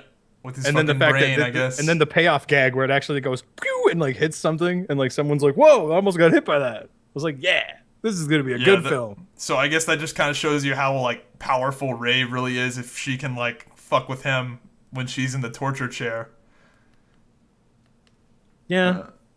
There's something to be said about fluke luck too. I mean, she is very untrained, and then there's the whole you think she's trained when she's a kid. But then again, it's all about the movie. It's like if Star Wars Episode 8 launched in like fucking 2 weeks, you and I would be buying tickets to it. Oh, yeah. They've already sold the second film. Even though it's not Episode 8. They've got my money. I'm not buying toys or anything. Yeah. Thank God I'm not a fucking father right now. For all you fathers listening, dude, I bet now fucking luck. I bet now is a fun time to be like, if you're a Star Wars fan and your kid's into Star Wars, that would be fun. I hope you got a decent income and I don't want kids. Have to.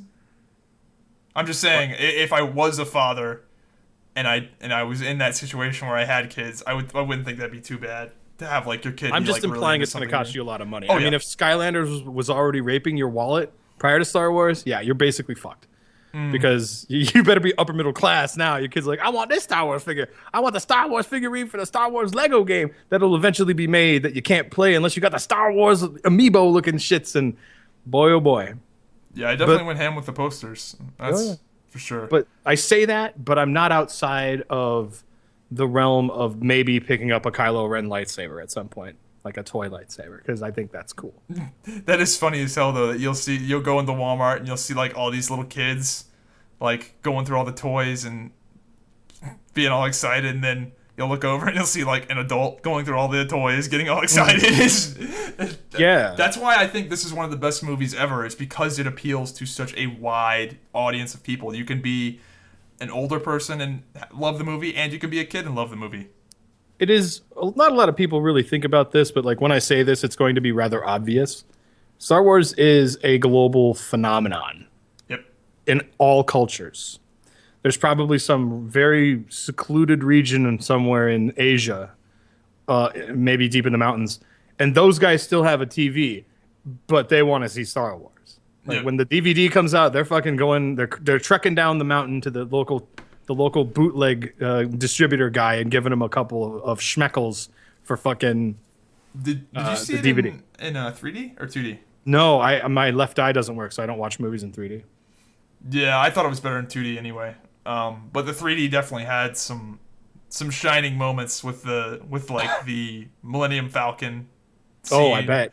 That shit was badass in 3D. I saw it in IMAX 3D with like the fancy theater. I actually got to see it twice for free, back to back.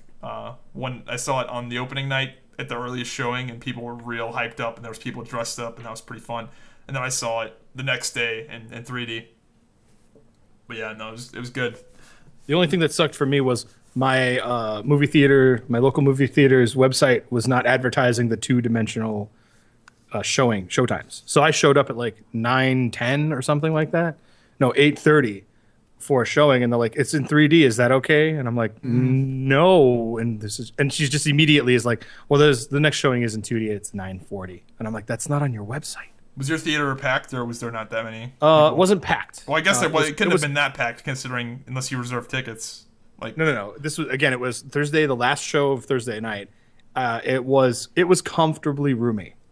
There wasn't. We were not packed. No one was sitting next to me. As a matter of fact, I think about 6 or 7 assholes dipped into the movie from some movie that they went and saw before, or maybe they were getting out of a different showing of Star Wars and they dipped into my theater. And some people started sitting adjacent to me where there was like no one in my row.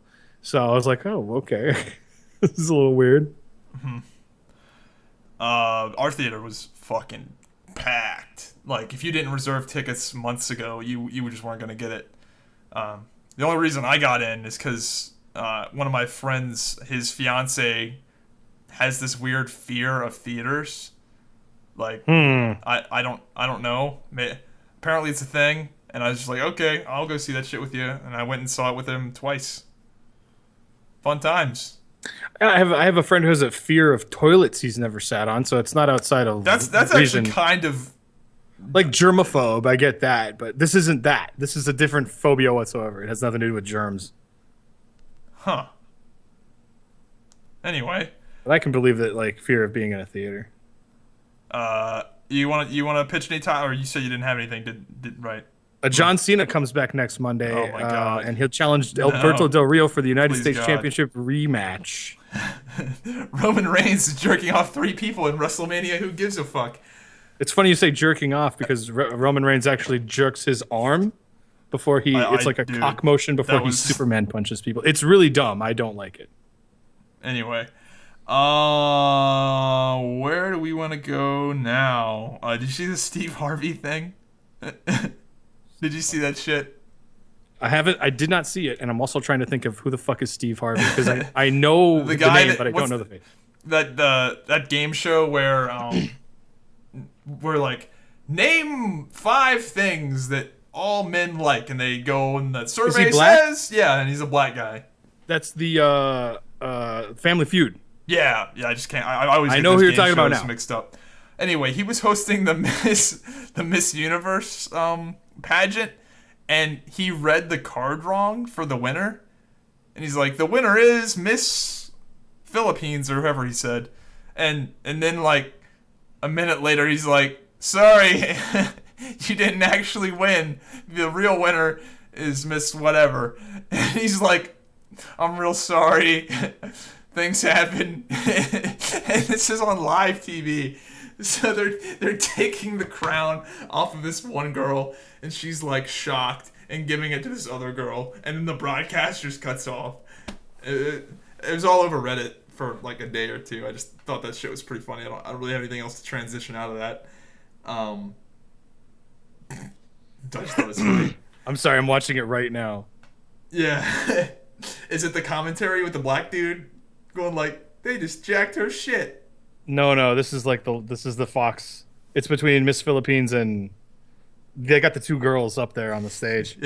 Yeah, watch that shit. It's so good. Yeah, I'll give you a second. Yeah. He's waiting to say the wrong name, and God, the suspenseful built. Oh, Colombia. So it was Philippines versus Colombia. Oh my man. God, I won. Oh my God. Oh my God.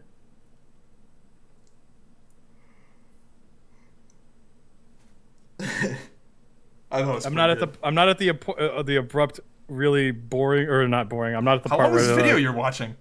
5 minutes, but she's being awarded like all the flowers and shit right now. Huh. Hold on, I'm just trying. Oh, here comes Steve Harvey. Hold on. It's buffering. Your Oh my internet. God, he looks so dejected. You gotta watch this video, guys, if you haven't seen it. I'm sure a lot of you guys probably have, but I thought it was pretty good. I have to apologize. And then the crowd goes wild. Yeah.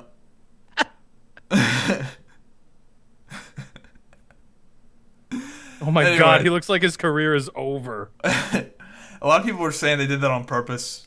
That they like, because like the Miss Universe pageant, like. Oh my god. You see where they're taking her shit off? They're like, give that crown back, bitch. No, she said the runner-up was Colombia, so the Philippines lady is like, what?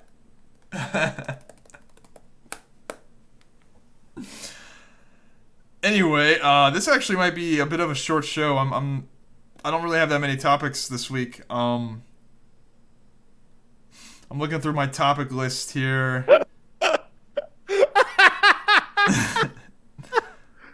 Oh my god, I feel so bad for that girl, for both of them. Yeah. Oh, that's funny. No, I know. 17 million views. My god. The video I watched was just some black dude commentating it. He's like, I ain't never seen some shit like this before in my life. The shit was just good. Saying that maybe they might have done this on purpose just to make it more interesting. Yeah, for the publicity. He turns the card around. He's like, look, it says, I fucked up. It's my fault. Yeah. Maybe they shouldn't have hired me for this. I'm incompetent. Where's my diabetic medication? I can't read. Wow. Good job, Steve Harvey. Yes. Make a Let's Play channel, Steve Harvey. That's all you got going for you now. Jeez. Speaking of YouTube, you know those people that do those fucking shitty-ass pranks that are obviously fake? Uh-huh. Apparently people found out that they're fake and have been losing their minds. A lot of the top prank channels on YouTube have been outed as fake by the actors that they hire for the videos. Really? Yeah, like a lot of they hire actors off Craigslist or whatever to get pranked and to pretend like they're like shocked and stuff. And all these people are coming out saying like, yeah, we're fucking actors. Like, are you guys dumb? And me and you know that it's fake because anyone that makes prank videos at a regular pace knows that it's not one of those things. Like, these motherfuckers are making like 3 videos a week.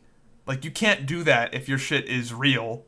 Like, I'm sure there's prank channels on YouTube where everything they do is legit, but you're not going to be able to put out a ton of stuff. You wouldn't be able to put up with the backlash of pranking random people you don't know and having 3 videos. There was a guy that was a legit prank channel and he got fucking arrested and just stopped. Like, yeah, his pranks were real, but he got in legal trouble and stopped. That's almost really silly to me that you can get into legal trouble for posting prank videos. Like, there's some law somewhere saying, like, you cannot prank someone unless I'm sure it's some a form real of, like, prank. Harassment. No. Or it's just harassment, yeah. No. He was doing real pranks, and he got in real trouble. Real pranks can turn into real fucking harassment, though. Yeah. Real pranks can actually get you into real trouble, whereas fake pranks mean you can put out more videos per week, and there's no legal ramifications. Yeah. But yeah, this guy... That's like when you showed me that video of that guy, that prank where the kid was like, his best friend got shot. And the kid wasn't in on the prank. I was like, this is so fake. Even though it's absolutely like everyone's in on it except for the kid. Yeah, everybody's in on it except for the guy getting pranked, which is like that's either fake or he is one of the best actors I've ever seen. Like that kid that's like freaking out because like that is like the most genuine shit ever. It's like when you watch porn and like you can so clearly tell that this girl is just like disgusted with herself. It's like phoning it in. Yeah, she's like she's either the greatest actor ever or she really just hates herself right now. Now, on this topic, I approve of getting actor friends of yours or hiring people to be around and involved in a prank to prank someone legitimately. Yeah. But if it's like actors being told to, you're the pranky, where this is all storyboarded and this is how it's going to go down. Make sure you get all the good shots, cameraman guy. That shit's fucking... You are a talentless hack. And that's the thing that the people don't understand. Like, anybody that makes videos and knows about production of any kind, even though what we do is very small in terms of production, but we understand, like, what it actually takes to put together a video with good production values. Mm-hmm. As soon as we see any sort of reality TV show, like, they're all fake. Any sort of reactionary-based show or entertainment is probably fake. Like Storage Wars and all of these shows where it's like, this thing happened and you get their reactions to it. Most reality TV is scripted. You brought up Storage Wars. Let me use Storage Wars as an example to explain it to people who might not know who are listening. Storage Wars is a show built around people who really go and buy out these storage containers to try and create a profit for their business. That's what they do to make money. That's the legitimacy of it. But a production company will send out, messages or emails or Craigslist shit saying, do you own a business, blah, blah, blah? Do you have personalities in your family or whatever?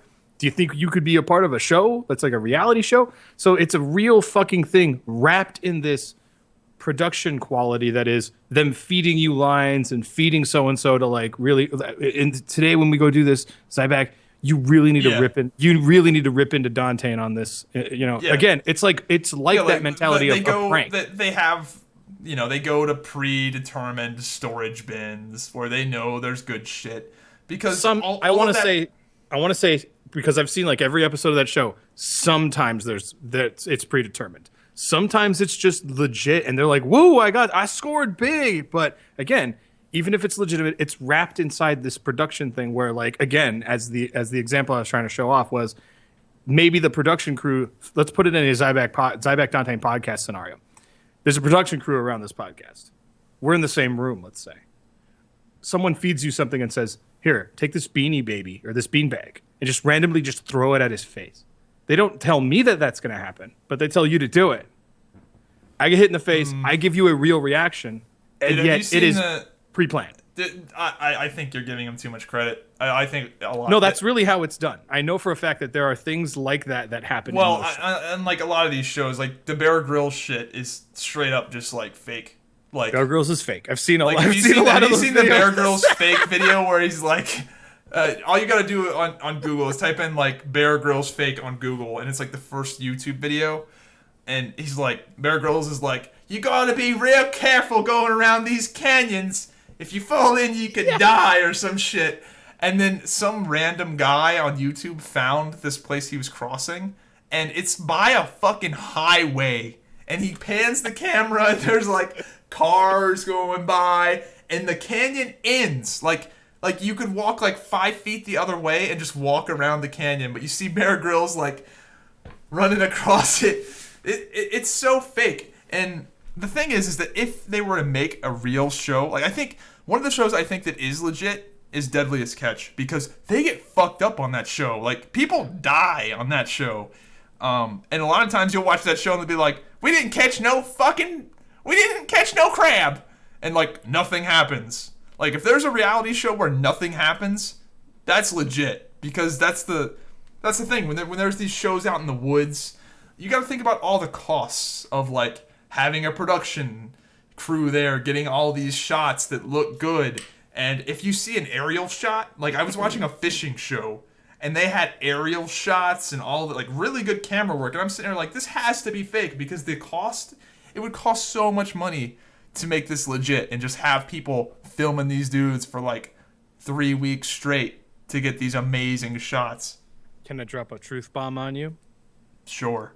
As what I refer to as a northern hick, which is a majority of the people who live around here. They're basically hillbillies, but they're from the north. So northern hillbillies who go out fishing for hours and sometimes don't catch anything. When people who live up here in my territory see that and they go, well, we didn't catch the crab. They go, well, that's just life. This is reality television. That can happen sometimes. Yeah. And they sort of accept that. Whereas it shouldn't happen. It's just an entertaining show. You should actually fucking catch something amazing every fucking time. But that's why I think Deadliest Catch is legit, because they'll be like filming shit where it's like clearly not going well. And Deadliest Catch is the show that started that shit. It is the show that started all those survival shows and all that, all this stuff where the History Channel and the Discovery Channel have all been doing like reaction-based stuff. All got started by Deadliest Catch, which is legit in my opinion. And and here's the thing. Speaking of which, how we can see like when something's a production and it's fake because we've been around it and we do it ourselves. I actually, for my own entertainment, sometimes will watch shows that are just like they are just grasping at straws trying to fucking make this so real. There is a show called Alaska Hunters, I believe it is, and it's just this like Duck Dynasty clone, and these guys are like They're like, we're out here in Alaska looking for Bigfoot. Well, Bigfoot being like the obvious one. Oh my God. Right? They're actually out in the woods with these prop guns, and you can tell they're prop guns, believe me. And they're like, what was that? You know, some asshole in the bush makes a fucking sound because it's part of the production of the show.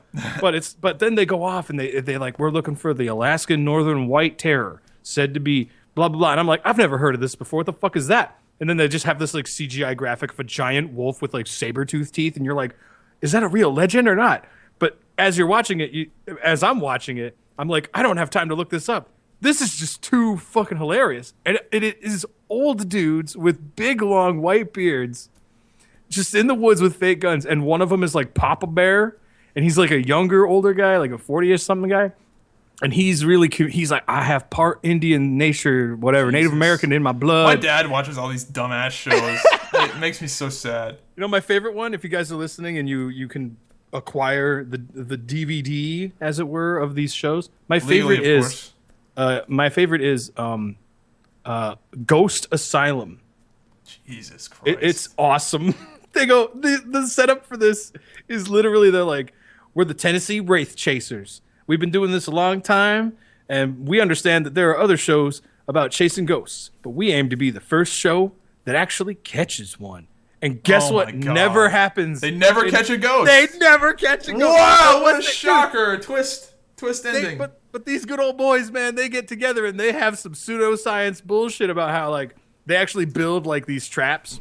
And they're like, it's a pyramid with a piece of quartz at the top. Quartz is known to attract spirits. Jesus. And when we throw an electrical current through the pyramid, it'll trap the spirit inside the quartz. And it's just bullshit. The thing is you got to think about it from the network. So funny. You got to think about it from the network's perspective. They have every incentive to make the show fake. It'll be more entertaining, and it's cheaper. Like, there is no reason why they wouldn't fake everything in these shows, and they do. So, to have a production crew to sit out there for fucking forever to get a reaction to something that probably wouldn't even be that great because the guy would be like, fuck, finally something happened. Like, there's a scene. They're all fake. There's a scene in one of the Ghost Asylum episodes where, like, one of the guys, they say he has Asperger's, but he's like really smart. He comes up with the inventions to catch the ghosts. Okay, whatever. There's a scene where clearly they told him, like, okay, you need to get, like, possessed by a ghost. And then he starts getting mad and cussing and, like, punching doors. And he's like, where the hell are you, ghost? Get the hell out. And they're bleeping out his cuss words and shit. Because these are hometown country folk. They're God. They're children of God. They would never cuss. And they get into confrontations with, like, the cameraman. And it's so fake. It's so fake. But, like, in the back of my mind, I'm thinking, like, there's some schmuck who just watches this and goes, wow. They can catch ghosts now? Wow. Just wow. This is entertainment to somebody. And it's like, it's so obviously the stupidest shit. The premise, I mean, it's basically what I'm trying to say is, like, a show like The Jersey Shore or Catching Up with the Kardashians or whatever the fuck is really popular right now. That Jersey Shore show, I'm not going to lie, I kind of like that show a little bit. I didn't see it, like, a lot of it. But when I saw that chick get punched in the fucking face on TV, I was like, whoa, this show just got interesting. Like, you know what I'm talking about? Yeah. Like, that Snooki shit got fucking laid out on TV, and I think they took it down. Like, they had to, like, edit that out. But I saw it before they did. I was like, fuck! Yeah. It's in that same vein of, like, that would happen in the show because it's like, yeah, punch this bitch in the face and, you know, oh, you broke her nose? I don't think that was staged. That was... I think that Jersey Shore show, I mean, I'm sure some of it was fake, but I think they actually just got, like, some A+ grade A Guidos and just let them, and they just, like, gave them a bunch of alcohol and enabled them. They just enabled them to, like, do ridiculous shit. Yeah, they signed a waiver that says, yeah, you can, I'm part of a show, you can follow me around. Again, that comes from the Jersey Shore where it's like one person will be fed something to do. Like, I think they use a classic one where it's like there's an episode of Jersey Shore where one of the girls, and by the way, I'm not familiar with the show. I had never seen an episode of it. But one of the girls will grab ice from behind the bar and throw it at another girl who does not know that she is getting ice thrown at her just to incite a fight for the show, to incite drama. Whereas that's a craft. Nowadays, it's like straight up a television show disguised to be reality television. I just feel I don't know why I think that show was a little bit more real than most of them are. I guess just because it was just clever. It's like, for that just reason. Their mannerisms, like the things they would say and the things that they would do. I just felt like were so organically like there was just something about it where it's just like I think these people really are fucking like this. Like it's like an attempt to be a documentary to show you what the culture of Jersey is like they just, but in the form of a reality TV show. Like a bunch of like MTV executives were like sitting in a room and in like on a round table and they're like, "What do we do?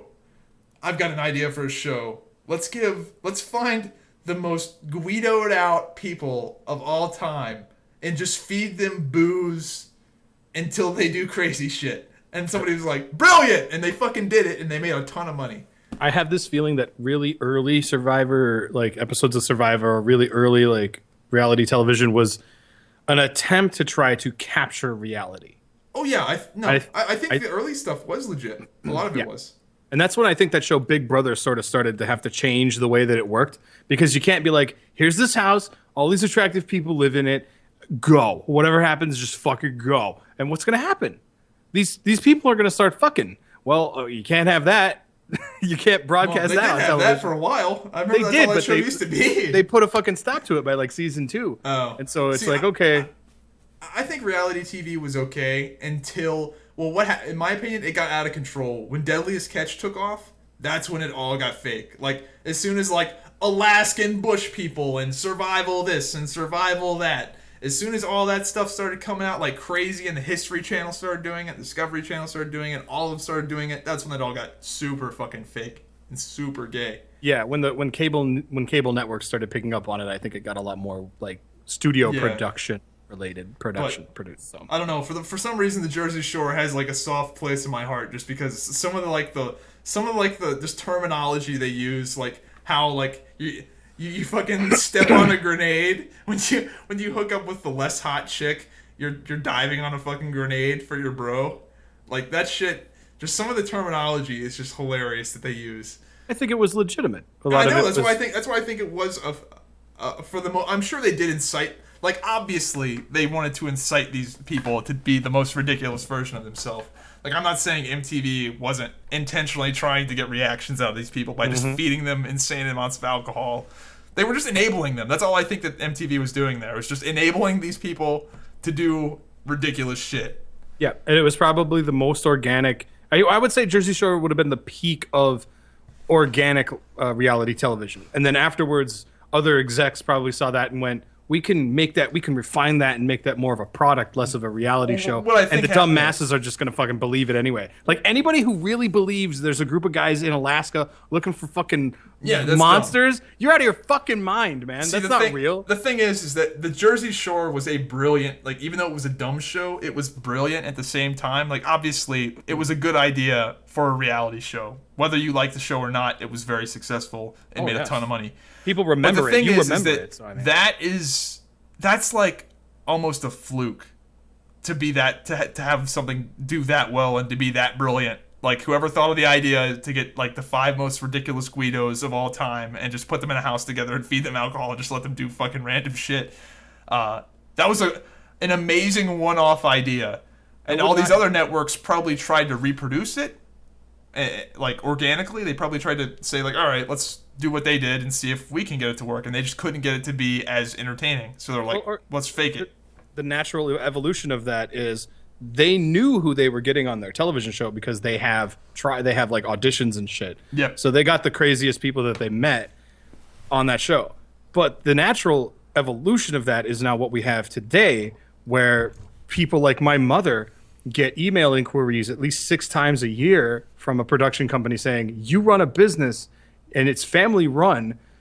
Do wacky shit things happen? Do you think it would become a great television show? And my mom tells me this, and she goes, "Do you?" My think brother we should gets do those. This? Yeah.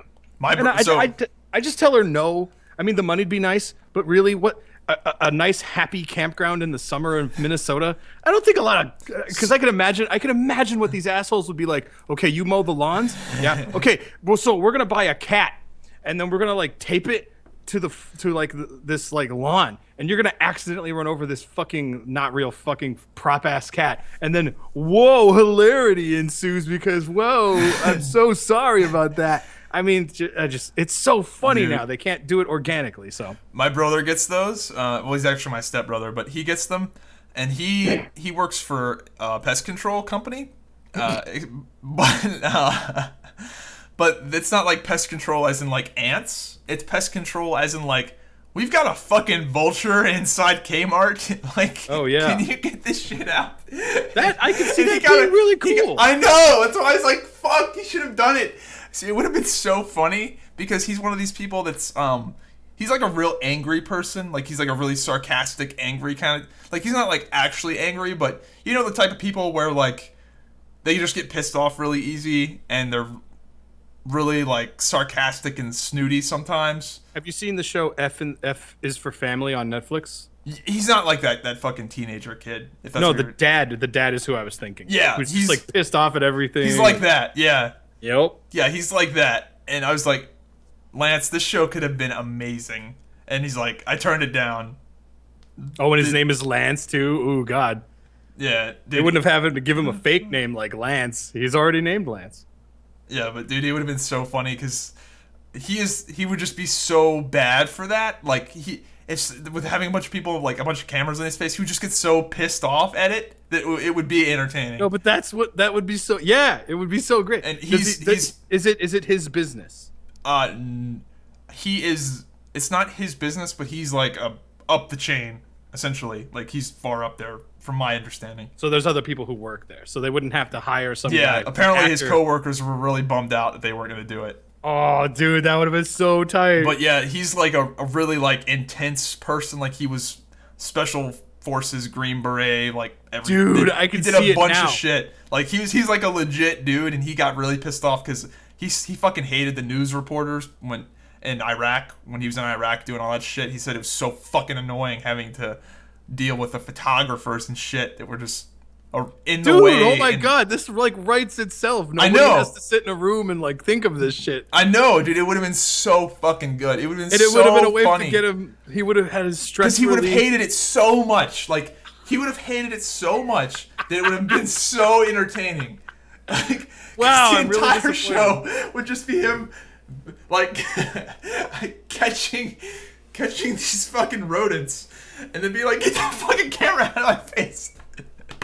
I think, does he get mad when he has to catch the animals too? No, but he's one of those people that's just irritable. Like, if somebody does some stupid shit, his like tolerance for bullshit is like real low.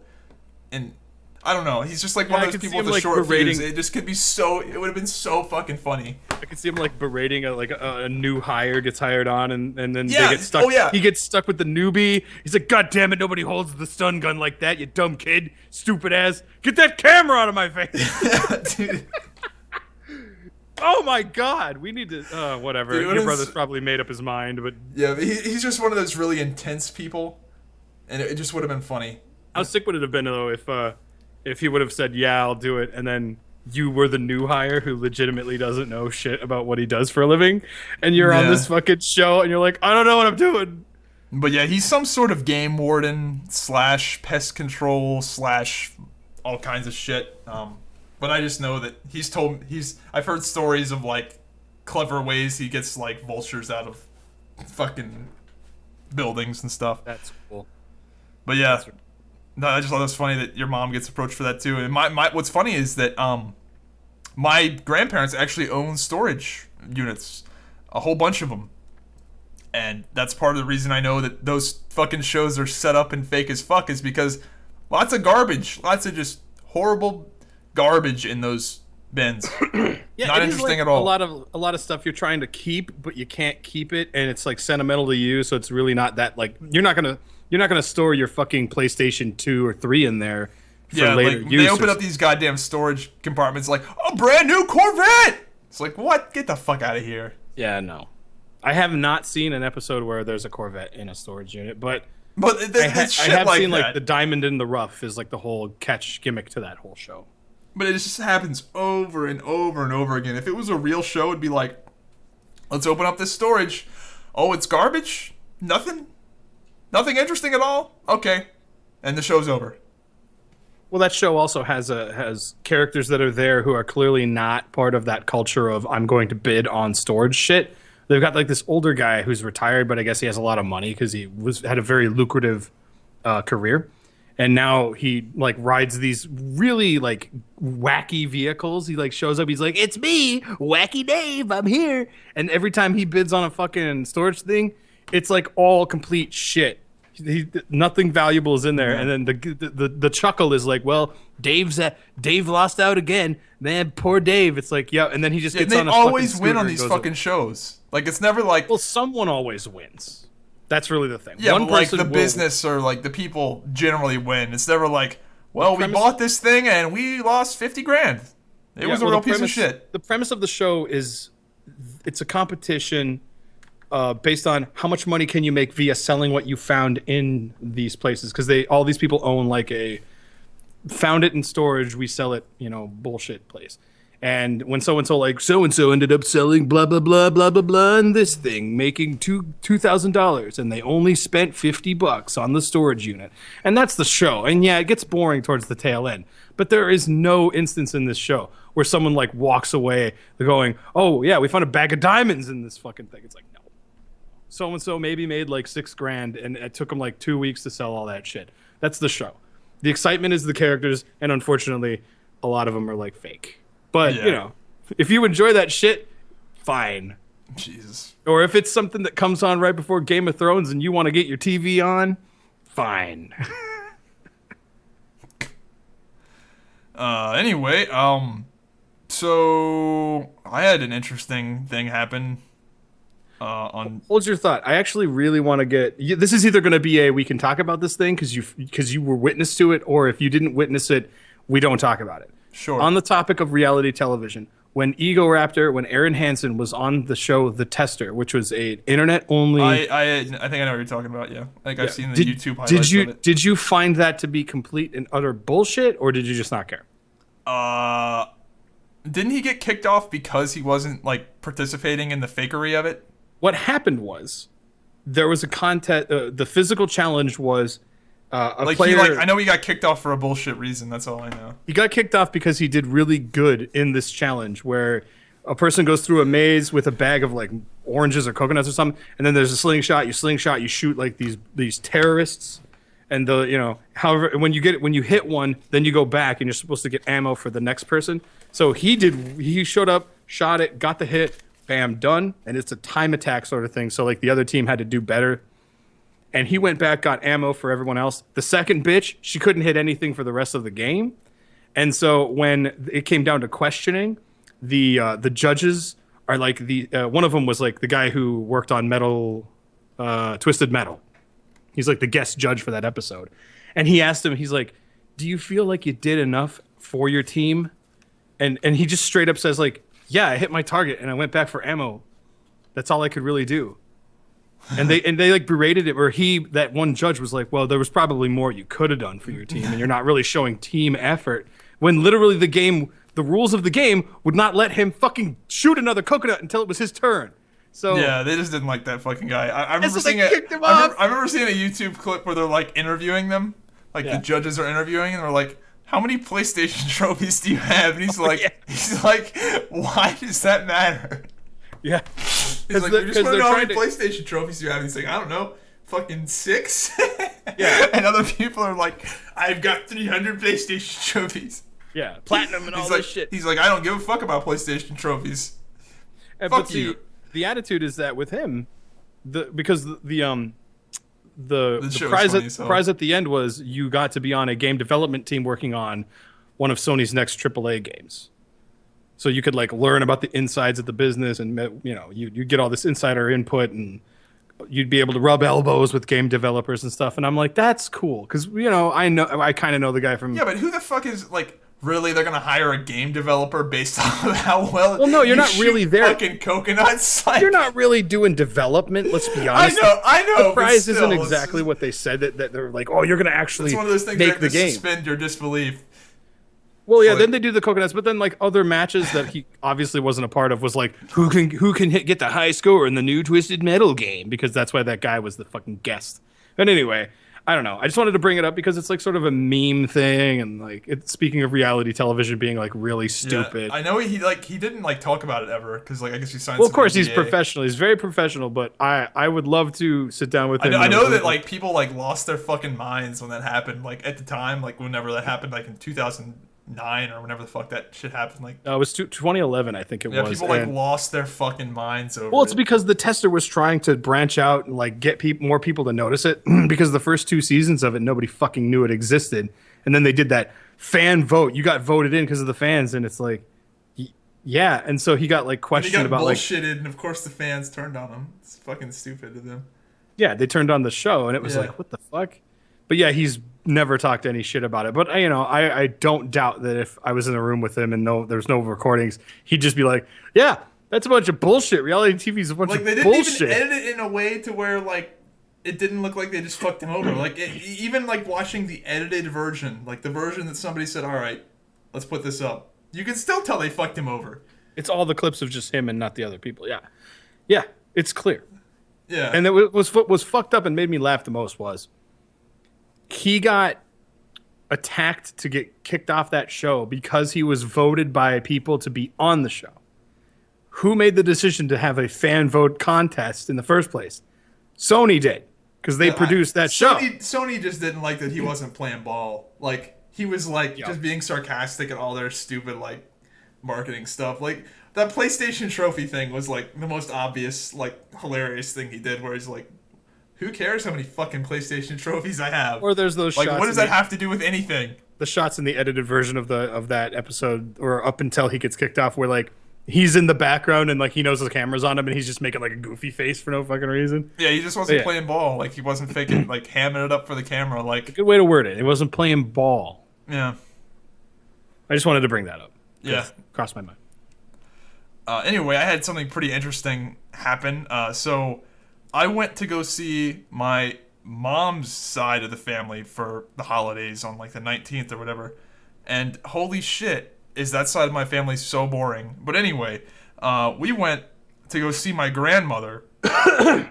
And my mom, as a gift to my grandmother, decided to sing Bible songs to her in a retirement home, and that was pretty awkward. But the funny part comes where my grandma was talking to me about like if I was still doing the online video stuff, and she said, let me try to find the actual quote here. She said, "I hope you're still making those videos because we're losing the white race." Like. Isn't it always funny when like you have it's always funny when like do you have anybody in your family that's like really old and like kind of like not like really racist but just kind of racist, they say like they'll like I think in my opinion one of the most racist things. No, it's not really racist. Like, I'm not a social justice warrior by any means, but one of, like, the most insensitive things to say is to refer to black people as colored folk. Like, I think that's I think that's almost worse than just calling them niggers, because it's just like, those colored folk over there. It's almost like the white man invented a way to say the N-word. Yeah, dude. But in a nice way, but it's still insulting, yeah. Those colored folk. But she's like, yeah, we're losing the white race. All I see on TV are black people. But it's always interesting when you it's that old person logic. Like it makes sense to her when she says it. Yeah, just drop some shit like that. I love how the context is that it's just internet videos. Yeah, and it doesn't really impact shit. But to her, she's like, "Keep up the good fight, Logan. Race. We're losing the white race. You're in there in the trenches fighting for the white race." And what did you do? Did you say, "Yes, Grandma"? I said I didn't say anything. Like it's just one of those things. Like I'm sure other people have this thing as well, where like they have some really old people in their family that just say shit that's like super culturally insensitive now, and it just takes you a step back, and you're just like, "Whoa, yeah, I can't believe you just said that shit." Yeah, I did have someone in my life who was, I think, my grandfather's brother. He was very racist. But he died like some time ago. He died when I was like in my teenage years. But I still remember this shit. We'd go visit him, and he would fart, and he would just blame it on some black person in the nursing home cafeteria. He'd be like, "That, hey," he would fart, and he'd look at me, and I'd be like, "Oh, silly Uncle Bob," or whatever the fuck his name was. I don't even remember. And he'd be like, "Oh, it was that fucking colored folk over there or whatever?" And that shocked me even at that age. I'm like, "You're blaming your fart. It was clearly you farting, and yet here's some nice African American guy visiting his father, and you're blaming it on him." See, it's like a weird form of racism because it's not like, I don't know if your situation is different, but like my grandmother would have no issue like if like with like black like in person, like if she's talking to a black person or like lives next to nice black people, there's no issue whatsoever. But there's still that like hint of racism there, but it's not like crazy racism, if it makes sense. Like, you know what I mean? It's very much a controlled racism where she knows she's going to be shunned upon if she shares her racism with anybody outside of her No, she doesn't know that. She fucking is out there with it. Like, she just said that shit, like, flat. Like, she'll just say, like, flat out shit like that. Would be considered racist. But, like, if there's, like, a black person in real life, she wouldn't have an issue with them. But she'd say some racist shit at the dinner table, like, around us. Like, it's so normal for her. Yeah, that's why it like caught me off guard, is because she's talking to me and there's like a whole bunch of people around. She's like, "Yeah, I hope you keep doing good with those videos because we're losing the white race." I was like, like, what do you say to that? She's like, "Okay, Grandma." You don't question it. You don't want your grandma to like. You're not going to say, "Grandma, what do you mean by that?" And see, the thing is like, her response would just be, "Well, let me tell you something." And it just turns into this like long ass fucking conversation where you're like, can't really "Okay." say anything. But she's like 93. And she's Holy like, shit! Yeah. Wow. But she's like looks really good for 93. Like, she's like active. And what's funny is she's in this nursing home and it's like high school. That nursing home is like high school. And they like talk shit about each other. Like, this one nice old lady came over to my great grandmother. And she came over and they were talking, and as soon as she left, my grandmother just started talking shit about her. She's like, "That snuck up bitch." She was talking about how I didn't look nice enough for lunch. And just like, it really was like some high school shit where it's like, she didn't like my shoes. She didn't blah, blah, blah, blah. And then she said something about like her husband dying and how like she didn't blame him for it. These reality TV people need to really find where your grandma is. Dude, I know. Really. Oh God, that'd be fantastic. But yeah, no, that my mom's singing religious songs to my grandmother, and I'm just sitting there like, it's just awkward, man. A little embarrassing. Like, she had her guitar out and was singing all these. Like, my mom is real religious, and it's real fucking awkward. Like, I don't know. Is anyone in your family like that? Where it's just like, I'm sitting there like, what you believe in is dumb. And I have to just sit here and like be okay with it, because the only instance of what you believe in is dumb that happens in my family is when my family members, especially like my stepfather and like sometimes my mom and my cousins and stuff, who they go, "You do YouTube? That's really dumb. You should get like a real job." When they don't understand that like I actually have been looking for a real job this whole time. So that's kind of like that, like they won't understand. I can't explain it to them. Even if I did, they'd never listen, sort of thing. But I can imagine being there, you being there as your mom sings just songs imagine to your how grandmother. fucking awkward it is. Like, it's me. I'm 22 years old, and like an atheist, and or I don't know if that's the right word. Whatever. I don't believe Noah built a fucking ark and got every fucking animal on it. Do you not believe in God? Yes. Do you not believe in any religious divinities whatsoever? Yeah, no, I don't believe in any of that. Don't believe in any of them. Are you? I know there's like different terms for it. Well, this is where we're trying to get at. Yeah. If you die and go to heaven, would you be okay with that being a thing that happens? If it's a thing, I mean, it sounds if it nice. ends up being a thing and you're not faithful to it, I don't think I'm going though. Well, no. See, the way I look at it is I'm not a bad person. I don't murder. I don't steal. I don't kill nobody. So if heaven exists and I show up when I'm dead, if it is in fact a thing, I'm pretty sure I'll be well received because I'm not a bad person. That's how I think of it. Well, not according to their story. But you don't believe in Jesus, then fuck you. But I consider myself an atheist. There's people who are like, well, if it exists when I die, that's okay. Then they're considered Who the fuck would be against heaven? Like, who the hell would be like, oh, I died and there's heaven is real? Fuck. Oh, that's like, God damn all it. of the nicest things ever in a place. Like, yeah. There's a fine line between agnostic and atheist. I don't know. I don't know why I went off on a tangent. Yeah, but anyway, imagine me sitting there. I don't believe in any of this shit. Surrounded by people that are 90 plus years old. My grandma is saying racist shit while simultaneously talking shit about other people that live in this retirement home. And my mom is up there just singing, "Our God is an awesome God." And I'm just sitting there like hunkered down. It's just real awkward, man. It was, I don't know. It's just, ugh.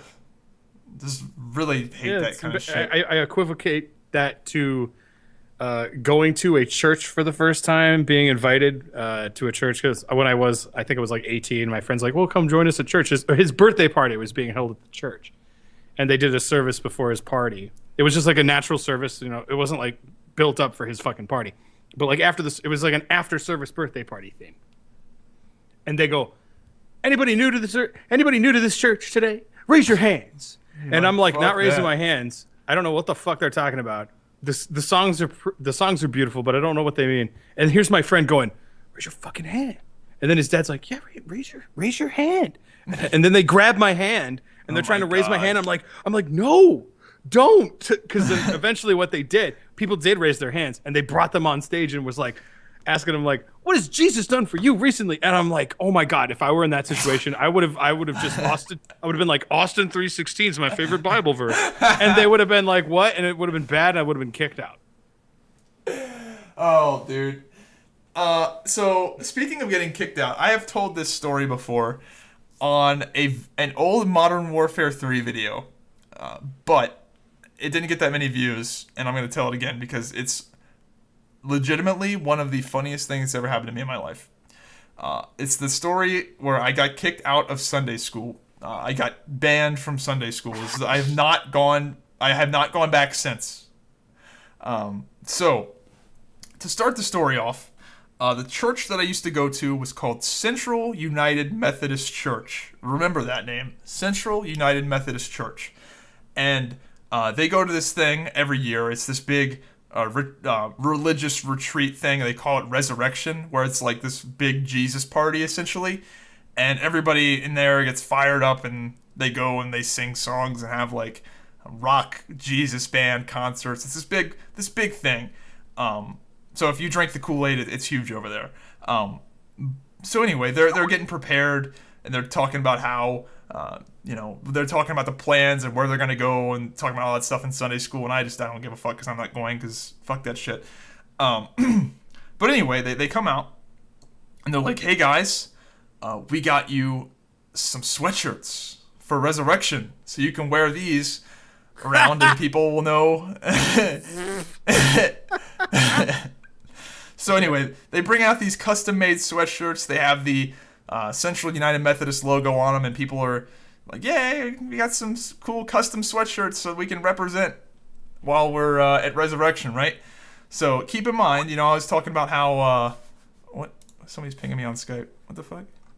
Oh, good. Oh, anyway.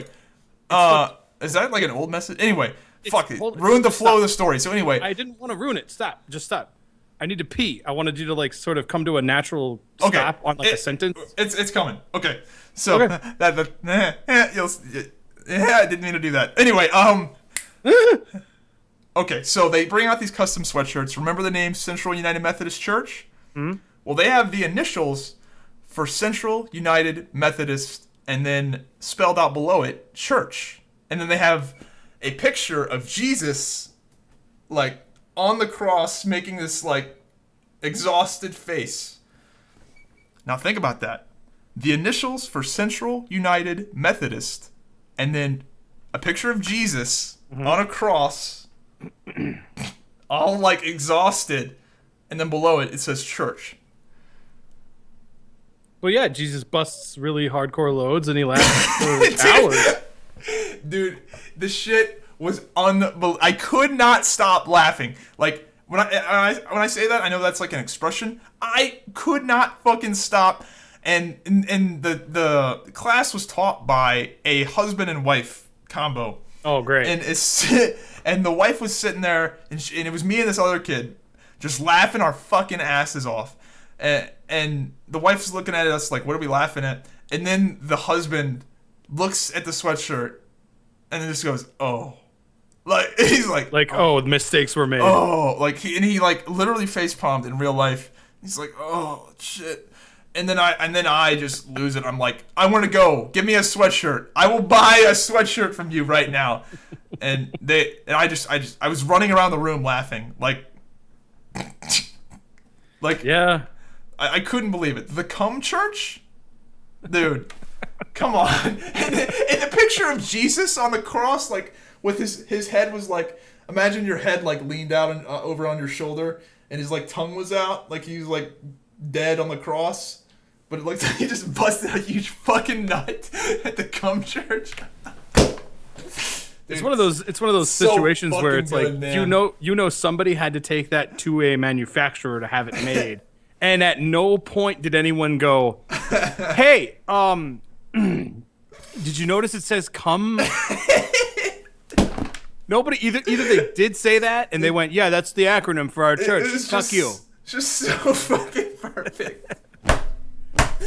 All right, man, go take a piss. Okay. Sorry. As a side note, that would actually be a very funny image of you, like a little Zybak meme, where you, as an adult, have this like sweater, you put it on, you're like, "Come church," you're like, "What's up?" Yeah, dude.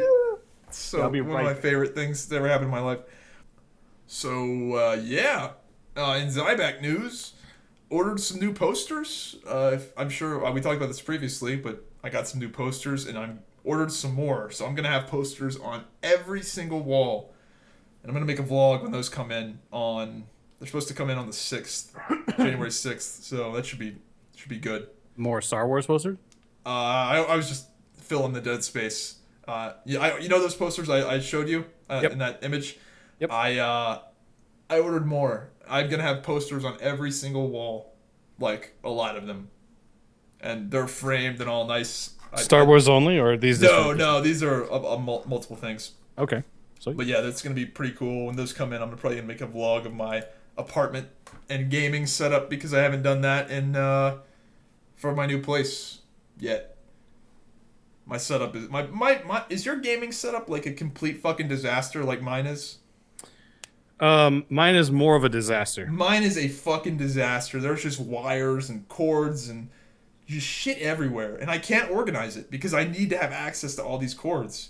Like, there's no way it's going to look any better than this. Mine could look more like an adult fucking is working here, but I really don't have as many devices. I just have my two monitors and my mouse and keyboard. On my mouse pad right now. 3. I can't imagine why. 1 for one computer, 1 for the other computer, and 1 for this new Zim device I've been fucking around with that allows you to use a mouse on console games. Crazy. Yeah. That I like. It's not as OP as you think, but it is interesting. I had some... this might be a shorter podcast because I'm kind of out of shit. Well, we've gone 2 hours. I mean, I think that's... I didn't know if you wanted to hit on old fucking faithful of ye old Donald Trump. Well, why not? I haven't heard anything new. Well, Putin apparently supports Trump and called him a... I'm not making this up. Vladimir Putin supports Donald Trump and called him, quote, an outstanding, talented man. So, that does not shock me whatsoever. Yeah. At what point can we... This man will be elected president. Can we just say that now? We this predict is going to happen. Was the last episode the one where... Or maybe that was the 2 weeks ago. How I said that Trump anti-Muslim comment wasn't going to hurt him, and that they ran the numbers on it. Dude, it didn't hurt him. I think he's even more popular now than he was before he made that statement. And the reason is because there are more stupid people that exist in this country than educated people. And guess what? Everyone gets a vote. So yeah, it's not like the educated vote is more than the it's not like they're gonna count 2 votes or whatever. And it's regional. It's like where you live, electoral college and all that sort of shit. I just thought it was funny that is this brand new? That no, this came out a while ago. It's legit though. And this hasn't hurt him either. No, dude, I think he's at this like weird state of nirvana where he's just like, ISIS could support Trump, and they'd be like, yeah, still gonna vote for Trump. Oh, dude, yeah, I can't wait for this shit to. Let's see, when is the election starts kicking up here? It gets like real crazy around the summer, right? Like this summer is when it's going to start getting real Summer's crazy. when it's going to get crazy, but like a lot of the I don't remember when they do the Iowa caucus or whatever the hell that's called, but I think that's in like March or February. But this entire year leading up to November is just going to be a shitstorm of fucking. Can you believe how long the political season is, dude? Like they really start campaigning for being the president like 2 years before the fucking thing even ends. Like, there's like the wink wink hint phase, and yeah, it's ridiculous. But I mean, you are president of the United States. It's a big deal. I mean, you are the most powerful person in the world. So fuck all you fucking retards that don't think that's true. You're fucking a moron if you don't think the president of the United States is the most powerful person in the world. You're fucking crazy. Last I checked, the Ching Chong Ping Pong of China is not the most powerful. I don't even know who runs China. Who is it, like the emperor? Is it an emperor still? And if it is, guess what? I don't know who he is. But guess what? If you live in China, you know who the fucking president of the United States is. Ching Chong Ping Pong. That is their official title of their role. I've seen Man in the High Castle. I know. Holy fuck.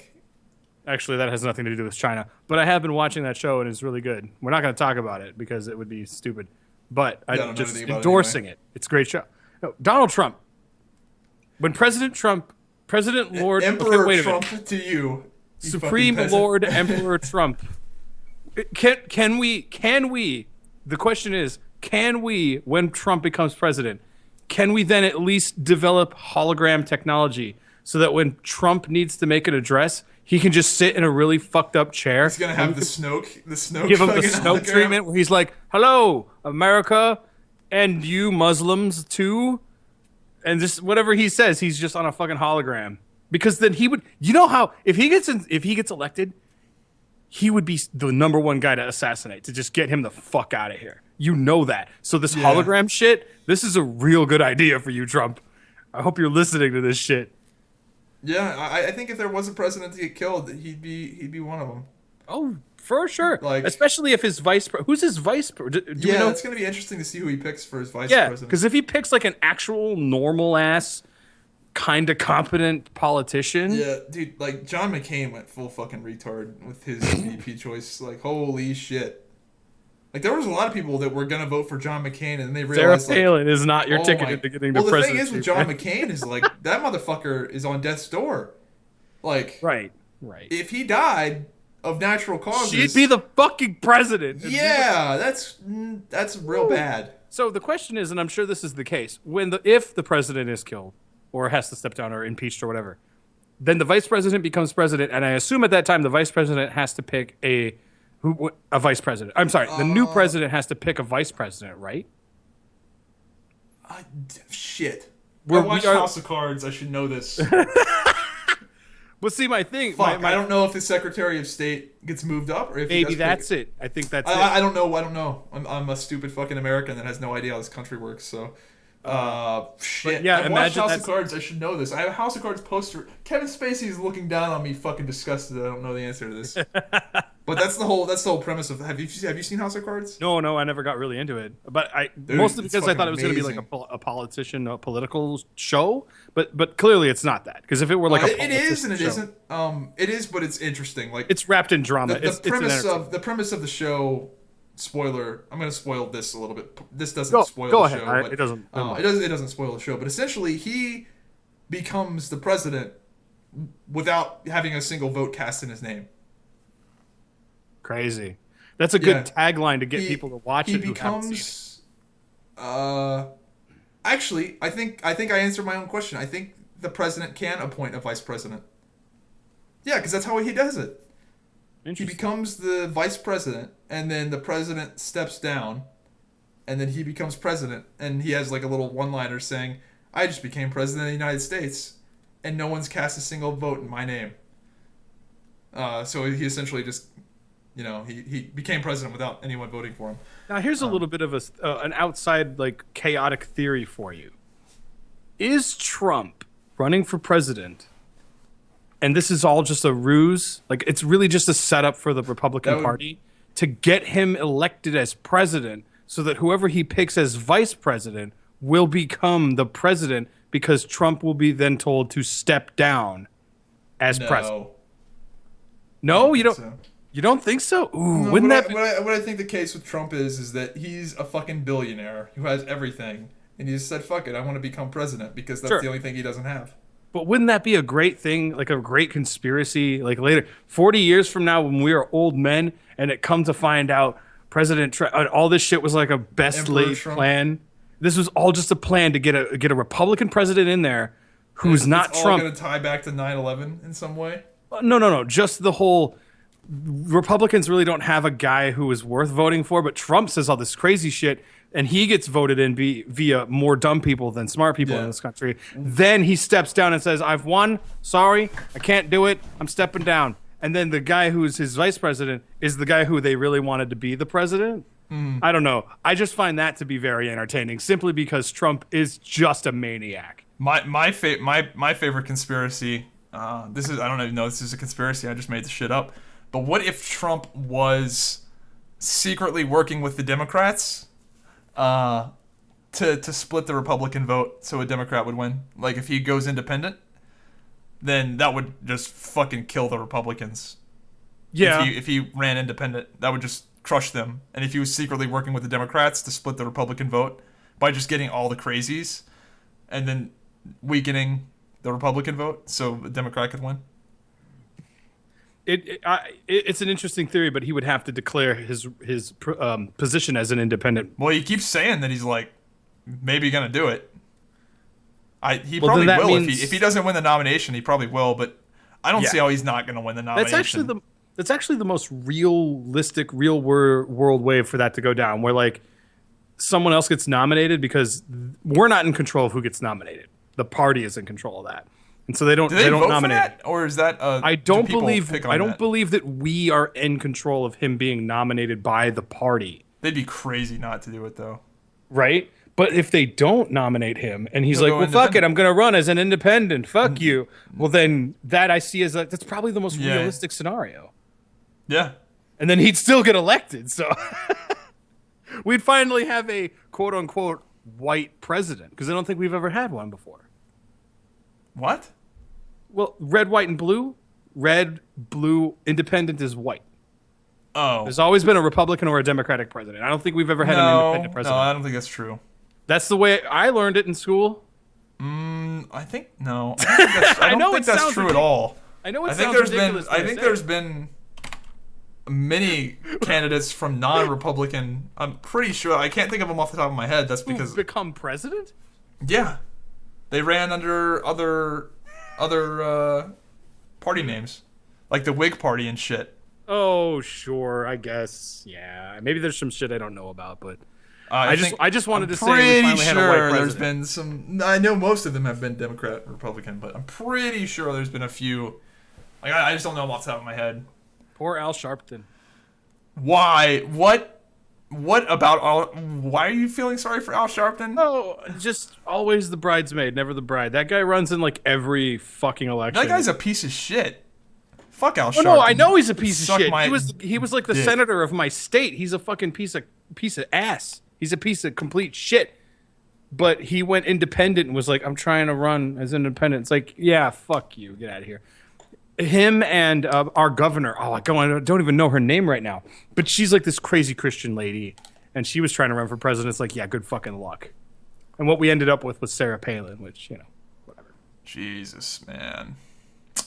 Putin loves Trump. That's a statement for sure. Oh boy. Anyway. This is the Fourth Reich, everyone. Yeah, the Fourth Reich. All hail the Fuhrer Trump. Well, I think that's it. I think that's all I've got. Führer Trump, I think, is what they would call him. There's a title for, like, who isn't the Führer? He's underneath the Führer. And in Man in the High Castle, there's this guy, they keep calling him Obergruppenführer, which is it just sounds so silly. Yeah. Oh, yeah. Speaking, since it is Christmas, I don't know if you play any multiplayer games, but...